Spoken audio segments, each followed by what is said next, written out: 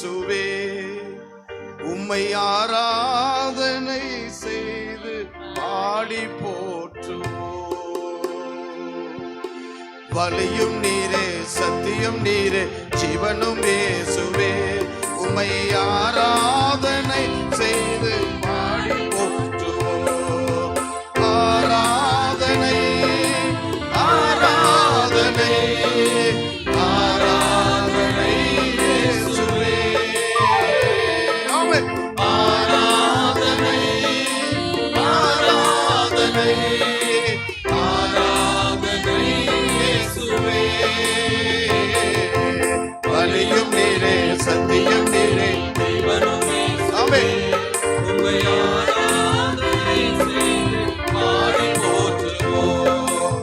வழியும் நீரே, சத்தியம் நீரே, ஜீவனும் இயேசுவே உம்மை ஆராதனை செய்து பாடி போற்றுவோம். குருடர் கண்களை பார்க்கச் செய்தவர் நீதானையா, செவிடர் செவிகள் கேட்கச் செய்தவர் நீதானையா. ஆமென். குருடர் கண்களை பார்க்கச் செய்தவர் நீதானையா, செவிடர் செவிகள் கேட்கச் செய்தவர் நீதானையா. ஆராதனை ஆராதனை ஆமென். ஆராதனை இயேசுவே. ஆராதனை ஆமென். ஆராதனை ஆராதனை இயேசுவே. வருவோம். வழியும் நீரே, சத்தியம் நீரே, ஜீவனும் இயேசுவே ஆமென். உம்மை ஆராதனை செய்து பாடி போற்றுவோம். வழியும் நீரே, சத்தியம் நீரே, ஜீவனும் இயேசுவே ஆமென். உம்மை ஆராதனை செய்து பாடி போற்றுவோம். குஷ்டரோகி குணமாக்கினீர் நீதானையா, மரித்தோரை எழும்பச் செய்தவர் நீதானையா. ஆமென். ஹல்லேலூயா. குணமாக்கினீர் நீதானையா, மரித்தோரை எழும்பச் செய்தவர் நீதானையா. ஆராதனை. கரங்களை தட்டி ஆமென் ஆமென். ஆராதனை இயேசுவே. ஆமென். ஆராதனை ஆராதனை ஆராதனை இயேசுவே. வழியும் நீரே, சத்தியம் நீரே, ஜீவனும் இயேசுவே உம்மை ஆராதனை செய்து பாடி போற்றுவோம். ஆமென். வழியும் நீரே, சத்தியம் நீரே, ஜீவனும் இயேசுவே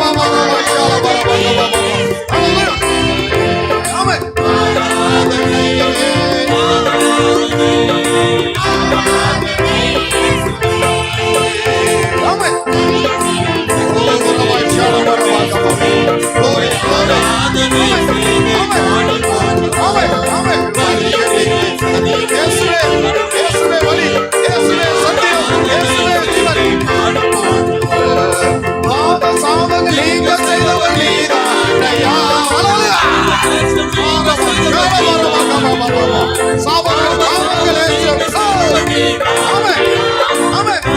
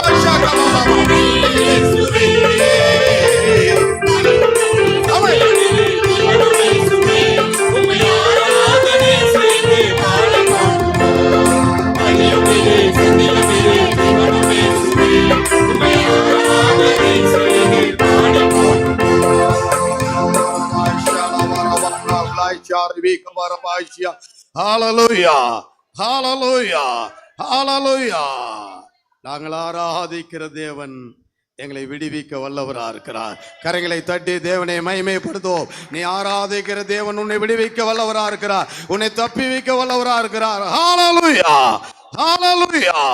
எல்லாரும் தேவ சமூகத்திலே முழங்கால் படிடுவோம். பரிசுத்த ஆவியானவரிடத்திலே இறங்கி அசைவாடி கொண்டிருக்கிறார். ஹல்லேலூயா ஹல்லேலூயா. ஆராதனை தேவன் ஆசீர்வதித்தரும்படியாக வரவேண்டிய தேவ ஜனங்களை தடைகளை மாற்றி கூட்டி சேர்க்கும்படியாக ஜீவ வார்த்தை மூலம் பேசும்படியாக எபினேசர் மட்டுமாக உதவி செய்த எபினேசர் இனிமேலும் உதவி செய்த இந்த 9 மாசம் முழுவதும் ஆவியான நடத்தும்படியாக வந்திருக்க ஒவ்வொருவரும் காட்சி தரிசனங்களோடு இடைப்படும்படியாக ஜீவ வார்த்தை மூலம் பேச ஹல்லேலூயா ஹல்லேலூயா. தாங்கி சுமந்து வந்த கிருபைகளுக்காக நன்றி செலுத்தி இந்த வேளையிலும் அந்நிய பாசையில் ஆவியில் நிரம்பி எல்லாரும் முழங்கால் படிடுவோம். நீண்ட முழங்கால் படிட்டு கர்த்தரை சோத்திரிப்போம், மகிமைப்படுத்துவோம், சொதிப்போம், சோத்திரிப்போம், சோத்திரிப்போம். ஹல்லேலூயா ஹல்லேலூயா. சோத்ரம் சோத்ரம் சோத்ரம் சோத்ரம் சோத்ரம். நன்றி ஆண்டவரே, நன்றி ஆண்டவரே, நன்றி. Thank you Jesus. ஆவியானவரே, எங்கள் மத்தியில் அசைவாடுகிற தேவனே ஆண்டவரே, பாஷாலா வாரபா கான் பிளா ஷாரபா கான் பிளா ஆவியில் நிரம்பி ஆவியில் நிரம்பி ஆராதனை செய்வோம், சோதரிப்போம், மகிமைப்படுத்துவோம். ஓ ஷாரபா கான் பிளா ஷாரபா கவா ரபா ஷாலபா ரபா சோதரிப்போ சோதரிப்போ. ஹல்லேலூயா. வல்லமை வல்லமை இறங்கட்டும், வல்லமை இறங்கட்டும், ஒவ்வொரு மேலும் மகிமை இறங்கட்டும், பரிசுத்த ஆவியான இறங்கட்டும், எபினேசர் இறங்கட்டும். சோதரிப்போ சோதரிப்போ கவா ரபா ஷா கான் பிளா ஷா. சத்தமா சுதிப்போம், மகிமைப்படுத்துவோம், சத்தத்தை உயர்த்துவோம். சத்துரு கீழே விழும்படியாக தேவனுடைய திட்டங்களா நிறைவேறும்படியாக அவருடைய பிரசன்னத்தை வெளிப்படுத்தும்படியாக ஹல்லேலூயா. சோதரிப்போ சோதரிப்போ சோதரிப்போ. ஹல்லேலூயா ஹல்லேலூயா ஹல்லேலூயா ஹல்லேலூயா ஹல்லேலூயா ஹல்லேலூயா ஹல்லேலூயா. பாஷாலா ரபா கான் பிளா ஷாரபா கான் பா. ஹல்லேலூயா ஹல்லேலூயா ஹல்லேலூயா ஹல்லேலூயா ஹல்லேலூயா ஹல்லேலூயா ஹல்லேலூயா ஹல்லேலூயா ஹல்லேலூயா ஹல்லேலூயா. எபினேசரே ஆராதனை, என் துணையாளரே ஆராதனை, மறப்பேனோ உமது அன்பை. ஆண்டவரே, நான் மறப்பேன். 8 மாசமா நடத்தி வந்த உங்களுடைய அன்புக்காக மறக்க முடிய முழங்கால் படிட்டு நன்றி செலுத்துகிறோம். O glory glory O glory. எல்லாரும் ஒப்பு கொடுத்து நாம் இந்த பாடலை பாடுவோம். பாதத்திலே Ebenezer. O thank you Jesus. எபினேசரே ஆமென்.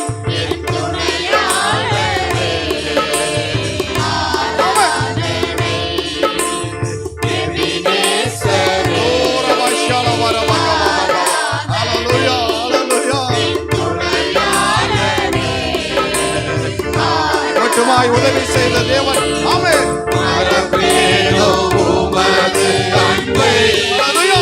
மறக்க மாட்டோம் ஆண்டவரே. உமக்காக வாழ்வோம் ஆண்டவரே. ஆமென்.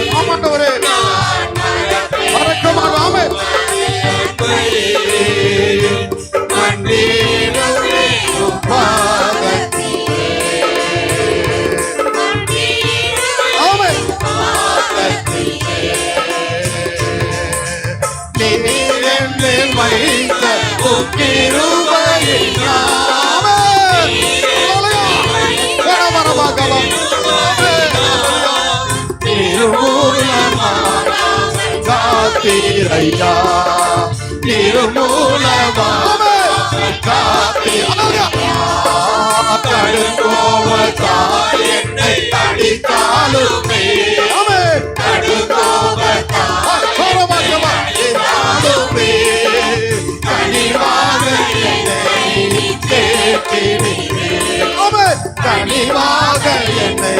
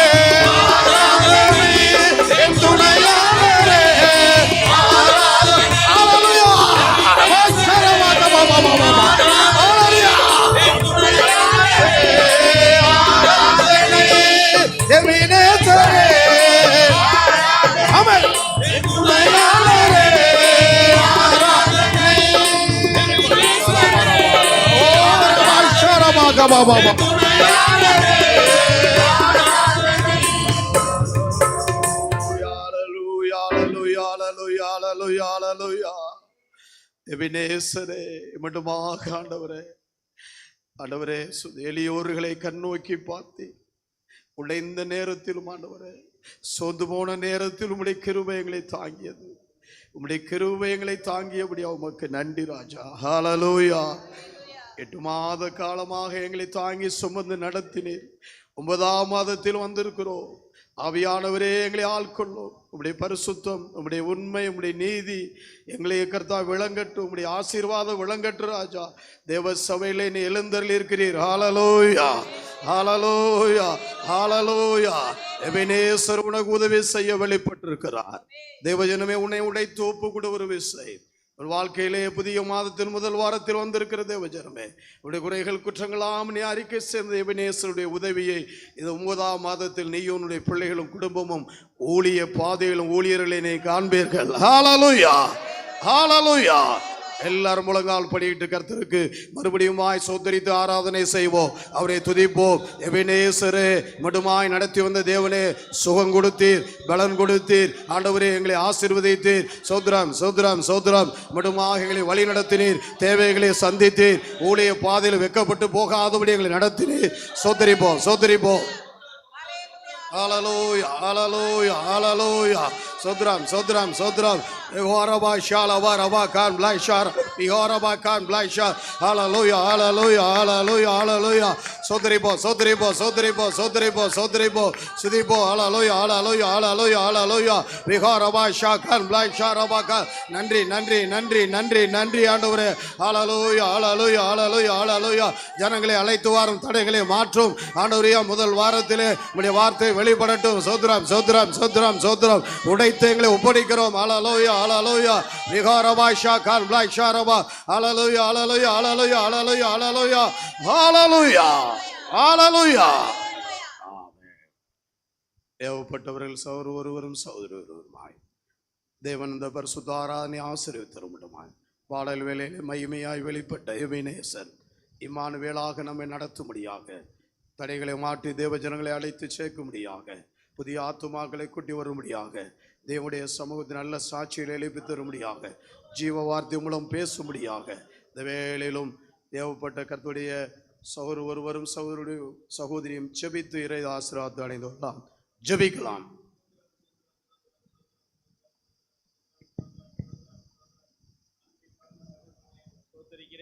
கிருபை உள்ளவரே, உம்மை ஸ்தோத்திரிக்கிறேன். சமாதானத்தின் தேவனே, உம்மை ஸ்தோத்திரித்து உமது நாமத்தை ஆண்டவரே மகிமைப்படுத்துகிறோம். ராஜா, அப்பா, பிதாவே, தேவகுமாரனே ஸ்தோத்திரம். தூய பரிசுத்தாவியே, உம்மை ஸ்தோத்திரிக்கிறோம். ஆமென். இந்த பரிசுத்தமான இந்த நல்ல நாளிலே ஆண்டவரே உம்மை துதிக்கும்படியாய் நாங்கள் அனைவரும் கூடி வந்திருக்கிறோம். தகப்பனே, உம்மை துதிக்கவும் ஆராதிக்கவும் ஆண்டவரே நாங்கள் கூடி வந்திருக்கிறோம்.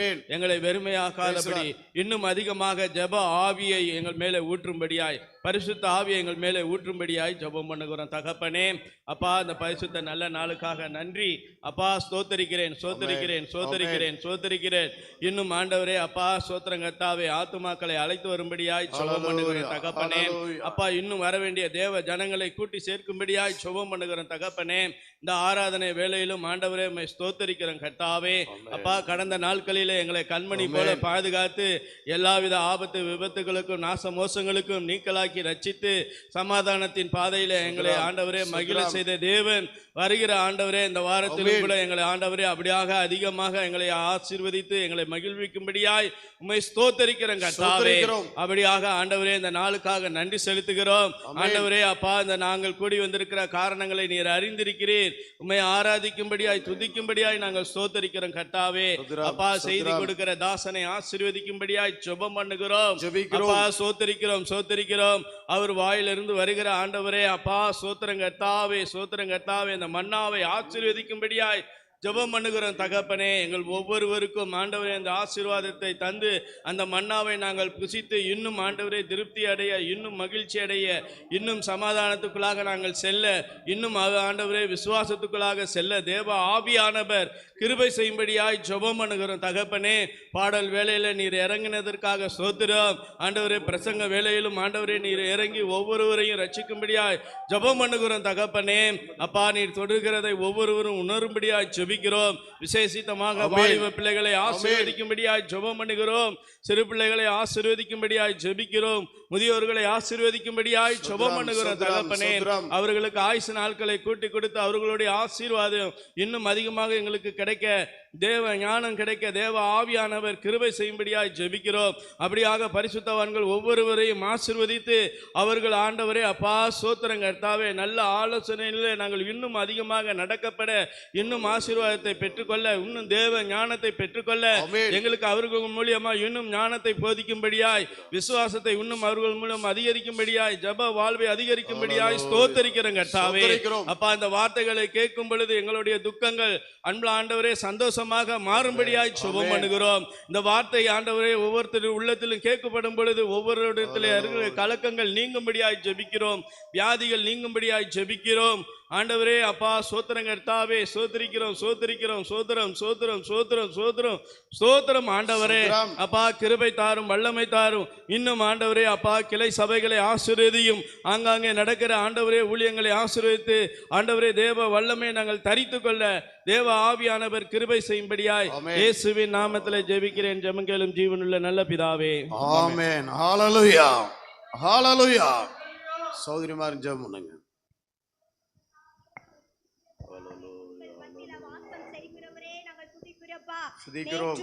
மாறாதவரே நாங்கள் துதிக்கிறோம் கர்த்தாவே. மரித்தேன் ஆனாலும் சதா காலம் உயிரோடு இருக்கிறேன் என்று சொன்னவரே நாங்கள் துதிக்கிறோப்பா. நீண்ட ஆயுசுள்ளவரே நாங்கள் துதிக்கிறோம் கர்த்தாவே. ஸ்தோத்திரம் பண்ணுகிறோம். எங்கள் சாரோனின் ரோஜாவே நாங்கள் ஸ்தோத்திரம். லீலி புஷ்பமே நாங்கள் ஸ்தோத்தரிக்கிறோம் ஐயா. எங்கள் சர்வ வல்லமுள்ள ஆண்டவருக்கு மகிமையும் கனமும் ஸ்தோத்திரத்தையும் வல்லமையும் என்றென்றைக்கும் உண்டாயிருப்பதாக. ஹalleluya ஹalleluya ஹalleluya. ஆமென். ஆண்டவரே ஸ்தோத்திரப்பா. இந்த அருமையான கர்த்தாவே பரிசுத்த ஆராதனை நாளுக்காய் நன்றி செலுத்துகிறோம். இந்த பரிசுத்த ஆராதனையை கர்த்தர் ஆசீர்வதிக்கும்படியாய் நாங்கள் ஜெபிக்கிறோம். ஆமென். ஆண்டவரே ஸ்தோத்திரம் கர்த்தாவே. அப்பா தொடக்க ஜெபத்திலிருந்து முடிவு ஜெபம் மட்டுமாய் கர்த்தருடைய மாறாத பிரசன்னம் இந்த இடத்துல கர்த்தாவே கடந்து வரும்படியாய் நாங்கள் ஜெபிக்கிறோம். கடந்து வருவதற்காக நாங்கள் நன்றி செலுத்துகிறோம் ஐயா. தகப்பனே விசேஷமாக இந்த ஆராதனைக்கு விரோதமாய் போராடுகிற எல்லா வானமண்டல பொல்லாத ஆவிகளை ஆமென் இயேசு கிறிஸ்துவின் அதிகாரமுள்ள நாமத்தினால நாங்கள் கடிந்து கொண்டு கட்டிக்கொண்டு ஜெபிக்கிறோம். இயேசுவின் நாமத்தினால பரிசுத்த ஆவியானவரே நீர் ஆளுகை செய்யுங்கப்பா. எல்லா தடைகளையும் தேவன் மாற்ற வேண்டும் என்று சொல்லி நாங்கள் ஜெபிக்கிறோம். கர்த்தாவே நாங்கள் ஸ்தோத்திரம். விசேஷமாக ஆண்டவரே இந்த பரிசுத்த ஆராதனையில ஆண்டவரே எங்களை ஒவ்வொருத்தரையும் முற்றிலுமாய் தாழ்த்தி நாங்கள் ஒப்பு கொடுக்கிறோம் ஐயா. கர்த்தர் எங்களை ஒரு விசையாய் பரிசுத்தப்படுத்துவீராக. ஆமென் ஆண்டவரே. அப்ப எங்களை ஆண்டவரே ஸ்தோத்திர தாழ்த்தி நாங்கள் ஒப்பு கொடுக்கிறோம் ஆண்டவரே. கடந்த நாட்கள் செய்த எல்லா ஆண்டவரே கர்த்தாவே தவறுகள் குற்றங்கள் குறைகள் மீறல்கள் எல்லாவற்றையும் தேவரீர் ஒரு விசை மன்னிக்கும்படியாய் இந்த ஆராதனைக்கு ஏற்ற தகுதியை என் தேவன் எனக்கு தந்திர வேண்டும் என்று சொல்லி நாங்கள் ஜெபிக்கிறோம். ஆமென் ஆண்டவரே ஸ்தோத்திரம் ஸ்தோத்திரம் ஸ்தோத்திரம் கர்த்தாவே. விசேஷமாக ஆண்டவரே ஆராதனைக்கு கர்த்தாவே கர்த்தர் ஜனங்களை கொண்டுட்டு வர வேண்டும் என்று சொல்லி நாங்கள் ஜெபிக்கிறோம்ப்பா. எல்லா தடைகளை மாற்றுவீராக. புதிய புதிய ஜனங்களை கர்த்தர் கொண்டுட்டு வரும்படியா நாங்கள் ஜெபிக்கிறோம். இந்த தேவாலய நிரம்பத்தக்கதாய் என் தேவனே ஸ்தோத்திரப்பா. ஆத்துமாக்களை கொண்டுட்டு வருவீராக. தடைப்பட்ட பிள்ளைகளை கூட்டி சேர்ப்பீராக தகப்பனே. இந்த ஜனங்களை எனக்கென்று ஏற்படுத்தினேன். இவர்கள் துதியை சொல்லி வருவார்கள் என்று சொல்லி கர்த்தாவே துதிக்கிற ஒரு பெருந்திரள் கூட்டத்தை தேவன் இடத்துக்கு கர்த்தர் கொண்டுட்டு வர வேண்டும் என்று சொல்லி நாங்கள் ஜெபிக்கிறோம். ஆமென் கர்த்தாவே. அப்பா ஸ்தோத்திரப்பா ஸ்தோத்திரப்பா. விசேஷமாக ஆண்டவரே ஒவ்வொரு பகுதியையும் ஐயா உம்முடைய கரத்துக்குள்ளாய் கொடுத்து நாங்கள் ஜெபிக்கிறோம்ப்பா. மட்டுமாய் பாடல் வேலைகளை ஆராதனை வேலை கர்த்தர் ஆசீர்வதித்து கொடுத்த என் நல்ல தேவனாகிய கர்த்தர் இந்த நல்ல கர்த்தாவே ஸ்தோத்திரம் ஐயா. ஆண்டவர் ஒவ்வொரு பகுதி கர்த்தர் உம்முடைய கரத்துக்குள்ளாய் கொடுக்கிறோம். நீங்க ஆசீர்வதித்து கொடுங்கப்பா. ஆமென் ஆண்டவரே. சங்கீத பகுதியை கர்த்தர் ஆசீர்வதிப்பீராக. செய்தி பகுதியை கர்த்தர் ஆசீர்வதிப்பீராக தகப்பனே ஸ்தோத்திரம். விசேஷமாய் காணிக்கை பகுதியை கர்த்தர் நீங்க ஆசீர்வதித்து தர வேண்டும் என்று சொல்லி நாங்கள் ஜெபிக்கிறோம். சாட்சி பகுதிக்காய் ஸ்தோத்திரம். ஜீவனுள்ள சாட்சிகளை கர்த்தர் எழுப்பி தர வேண்டும் என்று சொல்லி நாங்கள் ஜெபிக்கிறோம்ப்பா. ஆண்டவரே ஸ்தோத்திரம். ஆண்டவரே தகப்பன் திருவந்த பகுதிக்காய் நாங்கள் ஜெபிக்கிறோம்ப்பா. அப்பா அது உண்மை உத்தமத்தோடு கர்த்தாவே நாங்கள் ஒவ்வொருத்தரும் ஆண்டவரே அப்பா ஸ்தோத்திரப்பா அது அனுசரிக்க கர்த்தர் எங்களுக்கு உதவி செய்யும்படியாய் நாங்கள் ஜெபிக்கிறோம் கர்த்தாவே. அப்பா ஸ்தோத்திரம். விசேஷமாக ஆண்டவருடைய மன்னா பகுதிக்காக நாங்கள் ஜெபிக்கிறோம்ப்பா. பலிபீடத்தில் இருக்கிற ஆண்டவரே ஐயாவை மறைத்து கர்த்தாவே தேவ ஆவியானவர் வெளிப்பட வேண்டும் என்று சொல்லி நாங்கள் ஜெபிக்கிறோம்ப்பா. இந்த நாளில எங்க ஆவியானவர் எங்களோடு என்ன பேச நீர் விரும்புகிறீரோ அந்த காரியத்தை என் தேவ நாட்களில ஐயாவை மறைத்து தேவன் எங்களோடு கூட இடைப்படும்படியாய் நாங்கள் ஜெபிக்கிறோம்ப்பா. அந்த வசனத்தை கேட்டு ஆண்டவரே நாங்கள் விட்டு விடாதபடிக்குப்பா அதை எங்களுடைய வாழ்க்கையில அபியாசப்படுத்திக் கொள்ள கர்த்தர் உதவி செய்யுங்க ஆண்டவர். இந்த வசனத்தை கேட்கிறவர்களை மாத்திரமல்ல அதன்படி செய்கிறவர்களாய் ஆவில கர்த்தாவே எங்களுக்கு ஒரு உணர்வுள்ள இதயத்தை தரும்படி நாங்கள் ஜெபிக்கிறோம். கல்லான இருதயங்களை என் தேவனாகிய கர்த்தர் உடைக்கும்படி நாங்கள் ஜெபிக்கிறோம். அது சதாயான ஒரு இதயமாய் அப்பா ஸ்தோத்திர வசனத்தின்படி நடக்கிற ஒரு இருதயமாய் என் தேவன் மாற்றும்படி நாங்கள் ஜெபிக்கிறோம்.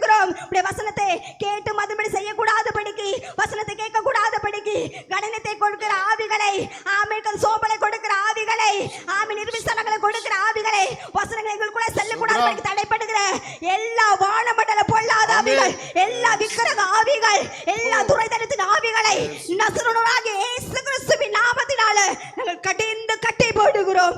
ஆமென் ஆமென் ஆமென். பரிசுத்த ஆவியானவர் இந்த ஆராதனை ஆளுகை செய்யும்படியாக நாங்கள் ஜெபிக்கிறோம்ப்பா. உம்முடைய மாறாத மகிமையின் பிரசன்னம் இங்க வந்திருக்கிற ஒவ்வொருத்தரையும் ஐயா நிரப்பும்படியாக நாங்கள் ஜெபிக்கிறோம்ப்பா. வந்தவர்கள் எல்லாரும் ஆண்டவரே வெறுமையாய் வந்தவனமாய் கடந்து செல்லாதபடிக்கு ஆவிக்குரிய ஆசீர்வாதத்தையும் ஆண்டவரே ஸ்தோத்திரப்பா இந்த இமைக்குரிய ஆசீர்வாதத்தை பெற்று கடந்து செல்ல என் ஆண்டவராகிய கர்த்தர் உதவி செய்யும்படியாக நாங்கள் ஜெபிக்கிறோம். எங்களை முற்றிலுமாய் தாழ்த்தி ஒப்புக் கொடுக்கிறோம். ஆண்டவரே உம்முடைய சமூகத்தில் எங்களை முற்றிலுமாய் தாழ்த்தி ஒப்புக் கொடுக்கிறோம். நீ இயேசுவின் நாமத்தில் கேட்கிற பிதாவே. ஆமென். ஹalleluya. ஹalleluya. அல்லேலூயா. ஆமென். நம்ம எல்லாரும் எழுந்து நின்று சங்கீத பகுதியை வாசித்து தேவனுடைய கிருபையும் ஆசீர்வாதத்தையும் அடைவோம்.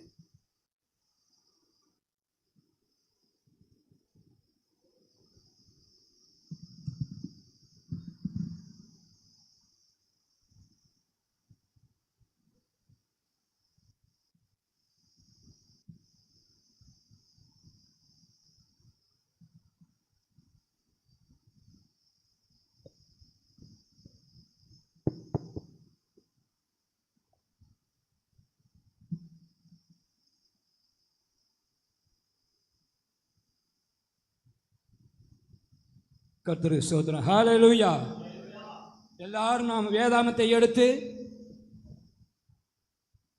சங்கீதம் 24 பூமியும் அது நிறைவும் உலகமும் அதில் உள்ள குடிகளும் கர்த்தருடையது.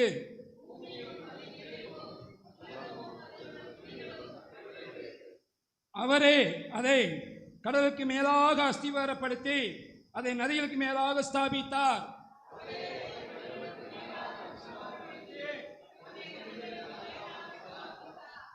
யார் கர்த்தருடைய பர்வதத்தில் ஏறுவான்? யார் அவருடைய பரிசுத்த ஸ்தலத்தில் நிலைத்திருப்பான்?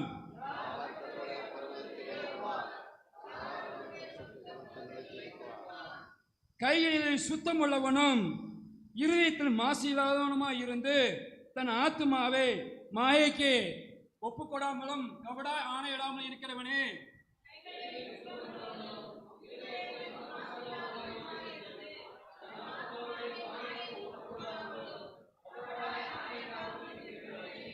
அவன் கர்த்தரால் ஆசீர்வாதத்தையும் தன் ரட்சிப்பின் தேவனால் நீதியையும் பெறுவான்.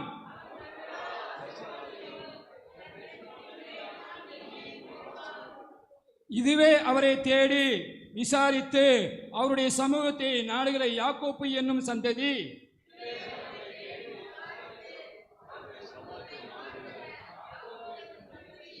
வாசல்களே உங்கள் தலைகளை உயர்த்துங்கள், அநாதி கதவுகளே உயருங்கள், மகிமையின் ராஜா உட்பிரவேசிப்பார்.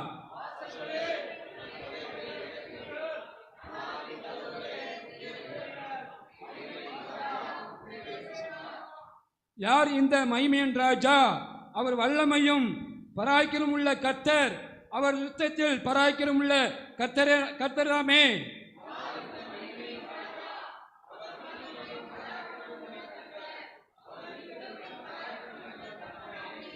வாசல்களே உங்கள் தலைகளை உயர்த்துங்கள், அநாதி கதவுகளே உயருங்கள், மகிமையின் ராஜா உட்பிரவேசிப்பார்.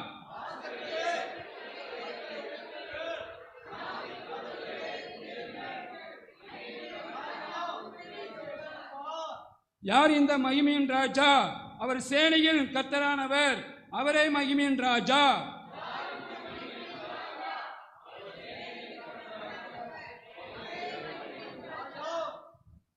நாம் இந்த 2வது வசனத்தை நாம் தியானிப்போம். கர்த்தர் இந்த வேலையை கொடுத்தது, அவரே அதை கடலுக்கு மேலாக அஸ்திபாரப்படுத்தி அதை நதிகளுக்கு மேலாக ஸ்தாபித்தார். ஹல்லேலூயா. யார் கர்த்தருடைய பர்வதத்தில் ஏறுவான்? யார் அவருடைய பரிசுத்த ஸ்தலத்திலே நிலைத்திருப்பான்? ஹல்லேலூயா. ஆகையால் ஆண்டவருடைய சமூகத்திலே அவருடைய பர்வதத்திலே நாம் பிரவேசிக்க வேண்டும், அவர் சமூகத்திலே நிலைத்திருக்க வேண்டும். அப்படியானால் கையிலே சுத்தம் உள்ளவன் தான் இருக்க முடியும். இதயத்தில் மாசுலாதனமாக இருந்தால் தான் அவர் சமூகத்திலே நாம் நிலை நிற்க முடியும். அவர் பரிசுத்த பருவத்திலையும் பரிசுத்த சன்னிதானத்துக்கு முன்பாக பிரவேசிக்க முடியும். பரிசுத்த ஸ்தலத்திலே நிலைத்திருக்க முடியும். மோசையை போல, யாக்கோப்பை போல, யோசேப்பை போல இப்படியாக பரிசுத்தமாக இருந்தால் தான் அந்த பரிசுத்த சமூகத்திலே நிலைத்திருக்க முடியும். பரிசுத்த பருவத்தின் மேல் நாம் நிலைத்திருக்க முடியும். ஆமீன், ஹல்லேலூயா. இந்த வாய்ப்பை கொடுத்த ஆண்டவருக்கும் பரிசுத்தவான்களுக்கும் நன்றி. ஆமென், ஹல்லேலூயா, அல்லேலூயா. நம்முடைய பரிசுத்தமான கரங்களை வானத்தின் நேராக உயர்த்துவோம். யார் கர்த்தருடைய பர்வதத்தில் ஏறுவான்? ஹல்லேலூயா. யாருடைய பரிசுத்த பர்வதத்தில் நிலை நிற்பான்? ஹல்லேலூயா. கையிலே சுத்தமுள்ளவன், இருதயத்தில் மாசு இல்லாதவன் என்று எழுதியிருக்கிறது. நம்முடைய பரிசுத்த கரத்தை நம்முடைய தானத்தில் நேராக பரலோகத்தின் பர்வதத்துக்கு நேராக ஏறெடுப்போம். கர்த்தருடைய கிருபையினாலும் ஆசீர்வாதத்தினாலும் மகிமையின் ராஜா. யார் அந்த மகிமையின் ராஜா? ஹல்லேலூயா. அவர் உள்ளே பிரவேசித்து விட்டார். ஹல்லேலூயா. கரங்களை உயர்த்தி கர்த்தரை சோதரிப்போம். ஹல்லேலூயா, ஹல்லேலூயா, ஹல்லேலூயா, ஹல்லேலூயா, ஹல்லேலூயா. கிருபை, கிருபை, கிருபை, கிருபை. ஹல்லேலூயா, ஹல்லேலூயா, ஹல்லேலூயா, ஹல்லேலூயா, ஹல்லேலூயா, ஹல்லேலூயா, ஹல்லேலூயா, ஹல்லேலூயா, ஹல்லேலூயா, ஹல்லேலூயா, ஹல்லேலூயா, ஹல்லேலூயா, ஹல்லேலூயா, ஹல்லேலூயா, ஹல்லேலூயா. ரபாயிஷா, ரபாகா, ரபாயிஷா. உங்க கிருபை இல்லாம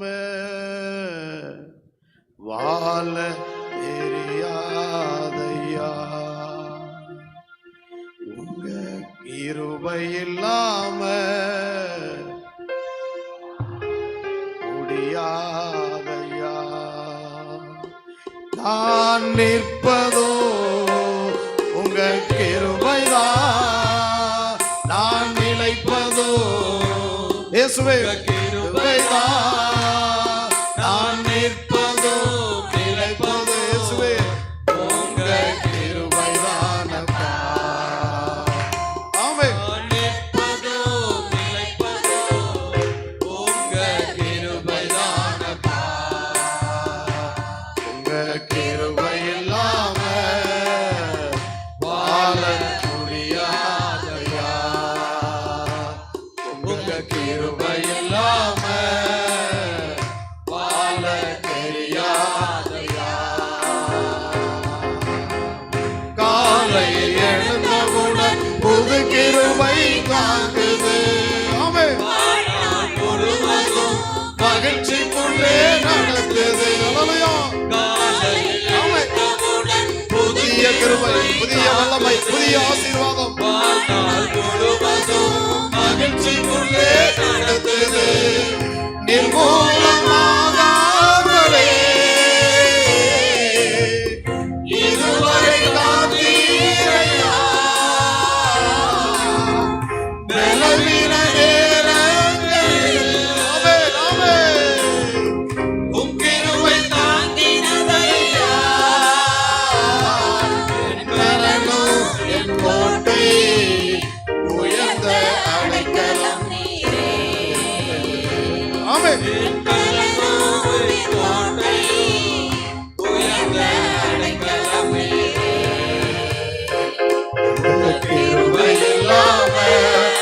எல்லாரும் பாடுவோம்.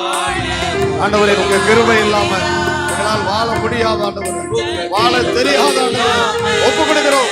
ஆமென். என்னுடைய குடும்ப பிள்ளைகளை நடத்தும் ஆண்டவரே. நான் நிற்பதோ உங்க கிருபைதான். ஆமென். நான் நிற்பதோ உங்க கிருபைதான், நான் நிற்பதோ நிலைப்பதோ. ரவாஷால வரவாகவா. ஆமென், ஆமென்.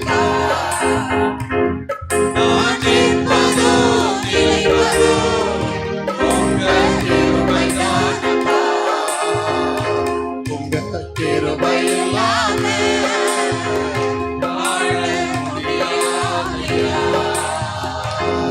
உங்க கிருபை இல்லாம வாழ தெரியாதையா. ஆமென். தேவனுடைய கிருபைக்காக கரங்களை தட்டி நான் நின்று கொண்டிருக்கிறோம், நான் நிலைத்திருக்கிறோம். அவருடைய கிருபை. ஹல்லேலூயா. உலகால் பண்ணிட்டு அவருடைய கிருபைக்காக நம்முடைய பலவீனங்களின் நேரங்களிலும் சோர்வின் நேரங்களிலும் அவருடைய கிருபை எனக்கு தாங்கியது. என் கிருபை உனக்கு போதும். ஹல்லேலூயா. உன் பலவீனங்களிலும் என் பலன் பூரணமாய் விளங்கும். உம்முடைய பர்வதத்திலே உம்முடைய ஆலயத்திலே நாங்கள் நின்று கொண்டிருக்கிறோம் ஆண்டவரே. ஹalleluya ஹalleluya. கர்த்தரே சோதரிப்போம். சோத்ரம் சோத்ரம் சோத்ரம் சோத்ரம் சோத்ரம் சோத்ரம். ஹalleluya ஹalleluya ஹalleluya. கிருபை ஒவ்வொரு மேலும் இறங்கட்டும் ராஜா. ஹalleluya ஹalleluya. பாஷால் அவர் ரவா கால் பா. ஹalleluya ஹalleluya ஹalleluya ஹalleluya ஹalleluya ஹalleluya ஹalleluya ஹalleluya ஹalleluya. ஆமென். தேவ கிருபைக்காய் டேவிட் ஜெபி.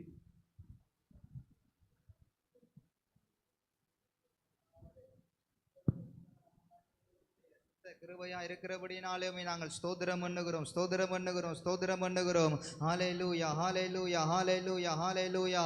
நீரே வழியும் சத்தியமா ஜீவனுமா இருக்கிற எங்கள் தேவனாகிய கர்த்தர், எங்களை உம்மண்டையில சேர்த்து கொள்ளுகிற கர்த்தர், உம்முடைய மகா பெரிய தயவும் கிருபையும் ஒவ்வொரு நாளும் எங்களை ஆண்டவரே ஏந்தி தாங்கி சுமந்து தப்பு வைத்து வாழ வைக்கிறதற்கான நன்றி செலுத்துகிறங்க தாவே. உண்மை நாங்கள் மகிமைப்படுத்துகிறங்க தாவே. ஸ்தோத்திரம் ஸ்தோத்திரம் ஸ்தோத்திரம் ஸ்தோத்திரம். நாங்களோ எங்கள் பலனோ எங்களுடைய முயற்சி எங்கள் சுயமோ எதுவும் இல்லை. தேவனாய கர்த்தருடைய மாறாத ஆண்டவரே அந்த கிருபை எங்களை ஆண்டவரே வாழ வைக்கிறதே. உம்மை நாங்கள் ஸ்தோத்திரம் பண்ணுகிறோம், ஸ்தோத்திரம் பண்ணுகிறோம், ஸ்தோத்திரம் பண்ணுகிறோம். ஹalleluya ஹalleluya ஹalleluya ஹalleluya ஹalleluya.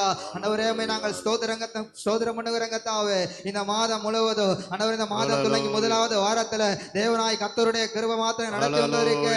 உம்மை நாங்கள் நன்றி செலுத்தி ஸ்தோத்திரம் பண்ணுகிறோம் கர்த்தாவே. ஆண்டவரே உம்மை நாங்கள் துதிக்கிறோம் கர்த்தாவே. ஸ்தோத்திரம் பண்ணுகிறோம். ஹalleluya ஹalleluya ஹalleluya. கர்த்தர் எங்களை தாயின் கருவில தெரிந்து கொண்ட ஆண்டவரே ஸ்தோத்திரம் கர்த்தாவே.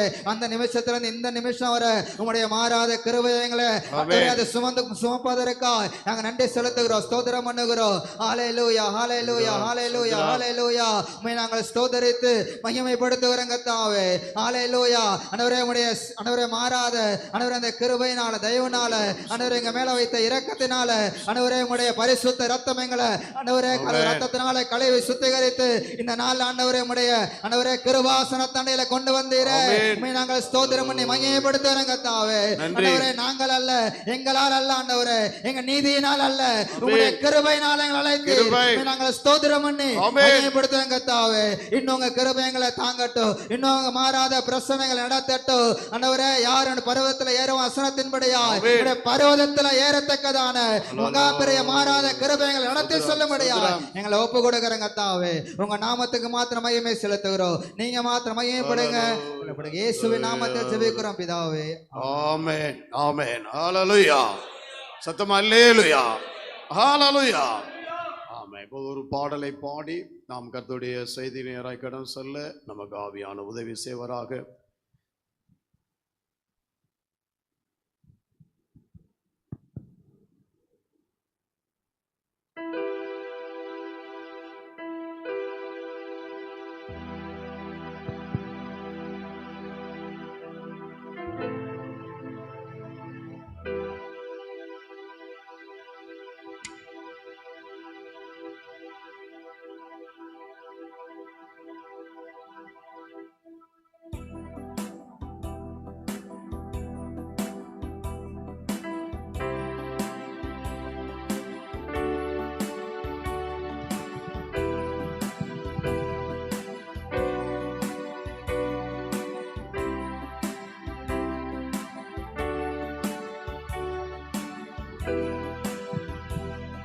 தேவனை நம்பிக்கையாக கொண்டிருக்கிற ஜனங்கள் நம்ம எல்லாரும் பாக்கியவான்கள். நம்பிக்கையிலே விசுவாசத்திலே நாம் சொந்து போகாதபடி, பின்வாங்காதபடி உங்களை அழைத்த பாதையிலே நாம் உறுதியாக கடந்து செல்வோம். ஏனென்றால் அவர் நம்மை நடத்தி முடிவிலே சமாதானத்தோடு நடத்துவார். உங்களை அழைத்த தேவன் உண்மை உள்ளவர். ஆமென். சத்தம் ஆமென் சொல்லுங்க. ஹalleluya. ஆகவே இந்த பாதையிலே தொடர்ந்து அவரை நம்பி கடந்து செல்வோம். அவரிடத்தில் அப்படியாக நம்பி அன்பு கூறுவர்களுக்கு சகலமும் நன்மைக்கு எதுவாகவே தேவன் நடத்துவார். தடைகள் போராட்டங்கள் மாறும். தேவனுடைய சத்தத்தை நம்முடைய வாழ்க்கையில், நம்முடைய பிள்ளைகள் ஊழிய வாழ்க்கையிலும் தேவன் செய்து முடிப்பார். ஆமென். ஏற்கனவே இந்த பாடல் உங்களுக்கு அனுப்பப்பட்டிருக்கிறது. இசைந்து நாம் பாடுவோம்.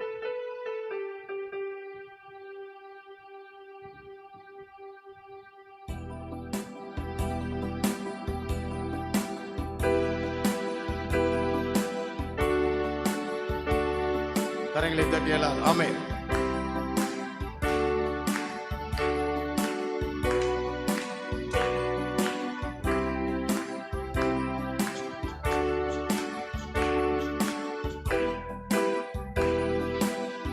உம்மை நம்பி நடக்கிறேன் என் தகப்பனே,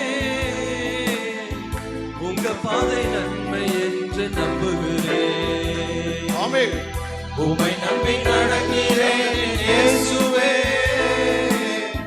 உங்க பாதை நன்மை என்று நம்புகிறேன். நீங்க பிடிச்சிடுங்க உங்க கரத்தால என்ன, நீங்க நடத்திடுங்க உங்க சித்தம் போல என்ன. ஆமென். நீங்க பிடிச்சிடுங்க உங்க கரத்தால என்ன, நீங்க நடத்திடுங்க உங்க சித்தம் போல என்ன. உம்மை நம்பி நடக்கிறேன் என் தகப்பனே, இயேசுவே உங்க பாதை நன்மை என்று நம்புகிறேன். உம்மை நம்பி நடக்கிறேன் என் இயேசுவே, உங்க பாதை நன்மை என்று நம்புகிறேன்.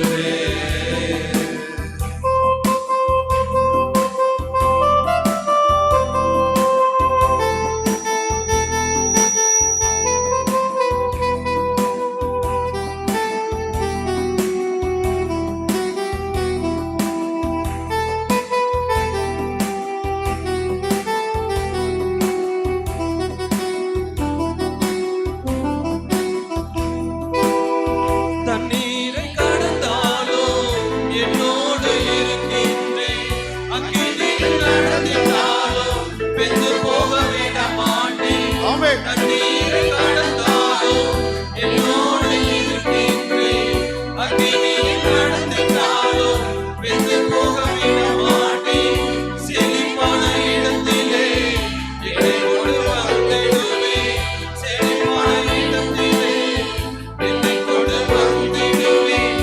அக்கினியும் கண்ணீரையும் நன்மையாய் மாற்றிடுவேன், அக்கினியும் கண்ணீரையும் நன்மையாய் மாற்றிடுவேன்.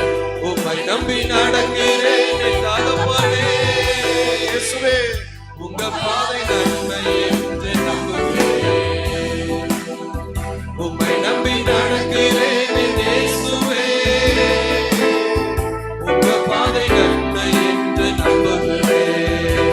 நீங்க பிடிச்சிடுங்க உங்க கரத்தால என்ன, நீங்க நடத்திடுங்க உங்க சித்தம் போல என்ன. நீங்க பிடிச்சிடுங்க உங்க கரத்தால என்ன, நீங்க நடத்திடுங்க உங்க சித்தம் போல என்ன. ஆமென்.